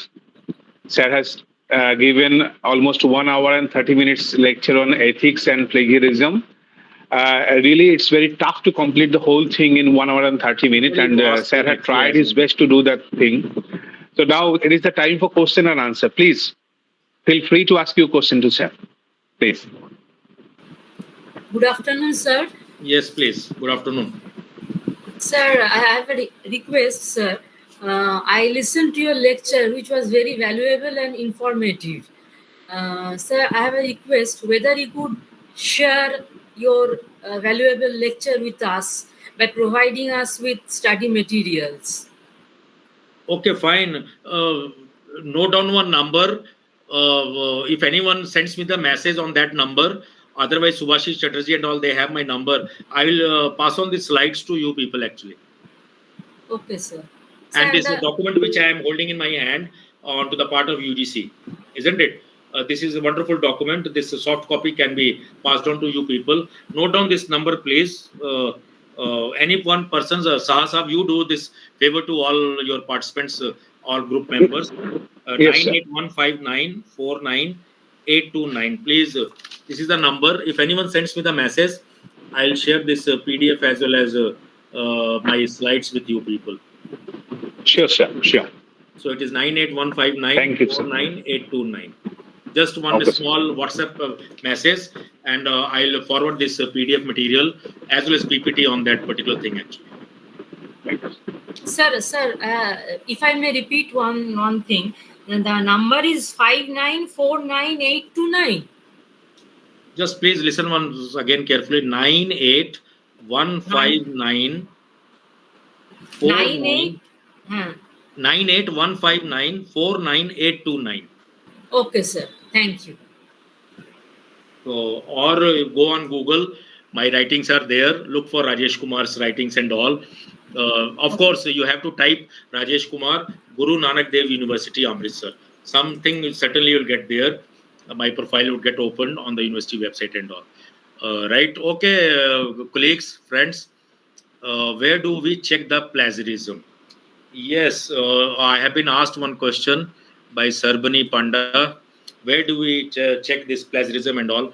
Please remember, these days there are several softwares, Turnitin and all, right? Or your universities, they are supposed to purchase these softwares from their own resources and make it available to their faculty members so far their computers on their tables are concerned actually. Or there are certain free softwares whom we call plagiarism checker and all. But please remember, there are certain technical things which are involved when you start making use of this free software, plagiarism software tools, etc. Right? Unless you are receiving the help of some sound technical person, don't get attracted towards these kind of things, because your entire data would appear onto the Google website and all, Google search engine and all, and then this software would start accusing you that you are copying your own things, isn't it? So please, this has to be done in a very careful manner under the supervision of your library people who are authorized to help their faculty members or PhD scholars in getting their plagiarism certificate awarded actually, right? Or some publishers whom you have sent your articles, right? Whom you have dispatched your articles for publication, right? Publishers certainly of international repute, national repute, they have their this plagiarism softwares, right? As a ready reckoner, and they would send back your article with your similarity index or plagiarism things and all, that please revisit your article and get this thing rechecked, re-edited, resubmitted actually. So this is what I can share with you, Sarbani Panda. You have to depend on your publisher, or you have to visit your university library officials, system administrators. It is them who have the software, original software of plagiarism. So we as a faculty members, this is how we do the things at our end. But there are certain central government institutions, central universities like JNU, other universities, IITs and others. Their this resource, availability of resource is not a sort of constraint, so they have allowed their faculty members to purchase these kind of softwares, that is plagiarism checking tools actually. So you have that technique also, one time use, the way you have been buying antivirus things actually. Similarly, this plagiarism softwares also can be purchased. Okay, sir. Thank you. Sir, I have an observation. I would like to ask your opinion about that. So you were saying that regarding ethics, the researcher and obviously the supervisor, both of them should be aware about that. They should be ethical. And I have seen, I've experienced so many things that suppose we are writing a paper to be published in a journal. So the examiner of the paper are the reviewers. Or whenever I'm writing a dissertation, or a scholar is writing a dissertation, or a PhD researcher is writing a thesis, the examiners are the experts, Supervisor external would force experts. that researcher should add his name or her name actually. And it has become a very serious matter. Whose name should appear first, whose name should appear at last, or UGC has come out with new guidelines. It is there, sir, but my question is something different, sir. Okay, please And go ahead. I was trying to say that the examiners who are evaluating the thesis, or the reviewers who are reviewing the papers, or like them, they should also be ethical. I think they should also be careful. Their integrity should also be there. Yes, Otherwise, the research you are is not be absolutely there. right, Dr. Rajiv Saha. At times, a finger gets pointed towards ourselves only, irrespective of whether I am a senior faculty member or I am at their intermediate level, or I am acting as a role model for my younger faculty or my younger researchers. Actually, you are absolutely right. I have no hesitation what you said, not agreeing to your point actually. Thank you, sir. Thank you. Any other question from the participant, please? And for that, I can only say, to err is human actually. That's why this caste, creed, other kind of loyalties, we should be above board actually. Yes, sir. Truly. Exactly. Otherwise, look here, Dr. Rajiv, why research ethics here? I'm a paper setter for different universities. Even ethics is required there also. Of academic integrity is required there also. Why only in there also? Yeah. I am associated with several public service commissions. Right, I am associated with certain selection committees. So if I am unethical on one aspect at one platform, there is likelihood that I will be unethical on all over. Actually. All the platforms, yes, sir. Yes. So a person like me, I cannot be 100% correct, but I am very careful what I say from my mouth, because I have hundreds of students who are looking towards me. I make sure that there is no gap between what I preach and what do I practice actually. Yes. Thank you, sir. Any other question from the participant, please? I think, sir, it's already 5+13, so no question is there. So I'd like to conclude the session. We have listened Professor Dr. Rajesh Kumar sir for long 1 hour and 30 minutes, and sir has delineated beautifully about the concept of ethics. Sir has told us about good conduct and what ethics deals with, that is do's and don'ts. And as I was mentioning, that he has mentioned that both the researcher and the supervisors, both of them should be ethical in this regard. And ethics is somewhat universal, and some moral principles are there. It focuses on disciplines that study conduct like philosophy, theology, psychology, etc. And he has dealt with the importance of ethics, research quality, academic integrity, etc. And I would like to quote one of his things, that if we are not ethical, then we should be ethical, because we should be afraid that we are not caught at wrong foot. Sir was saying that so that we are not caught at wrong foot. So I think some of us, the participants, have completed our research, but as faculty member, as teachers, research is not actually finished. Research is always a continuous process. We will have to continue our research, and ethics is very much important to us. So thank you, sir. You have tried to bring the most valuable points to us regarding research. Apparently, it seems that it is nothing, but it is the most important thing in research. If we are not ethical, it doesn't go with the nation. It doesn't go with the notion of the world. We cannot contribute anything to the world if we are not ethical. So thank you, sir, once again for snatching out a small hour from your busy schedule and enlightening us with all your brightening knowledge, sir. And at the end, I would like to request Dr. Kalpataru Haldar for the formal vote of thanks of the last session of the third day. Dr. Haldar, are you there? Yes. Yeah.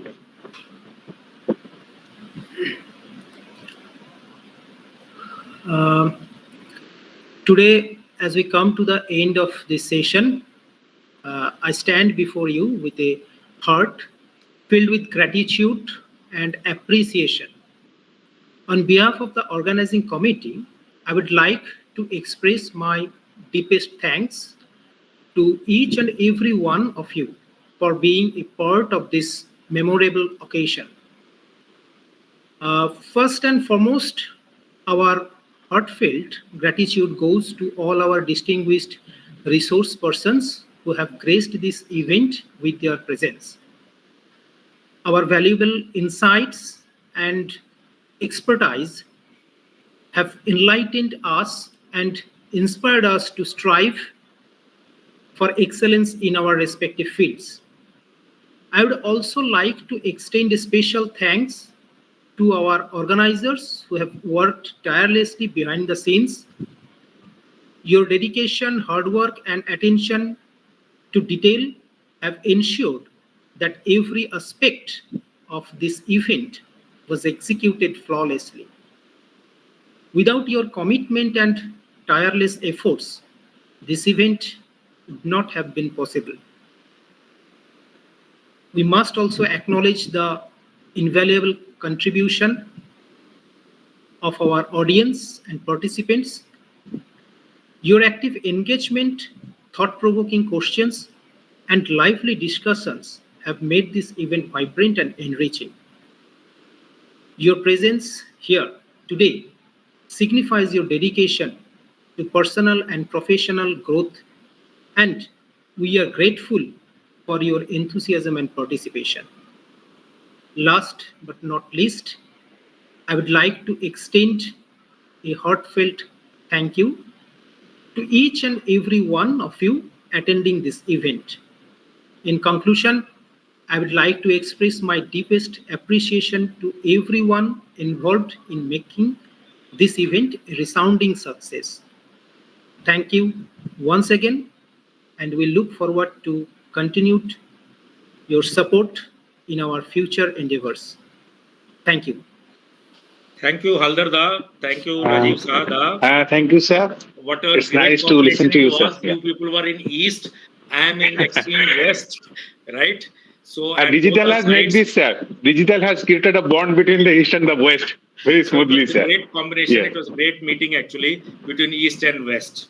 Yes, sir. Isn't it? That's why I made sure that despite my all engagements, I must meet the participants from Kolkata side, actually, Bhubaneswar side, Odisha, Northeast, etc. Actually, so it was lovely meeting all of you. Thank you so much. Stay Thank in you, sir. touch. Thank you. If things change, offline meeting and all, visit our HRDC or in any capacity, please, you are welcome here. Sure, sir. Thank you. Bye. We are also welcoming you. We are also inviting you to be here in Kolkata. If possible, we will invite you surely in our Sure, we'll campus. stay in touch. Thank you, sir. Thank you.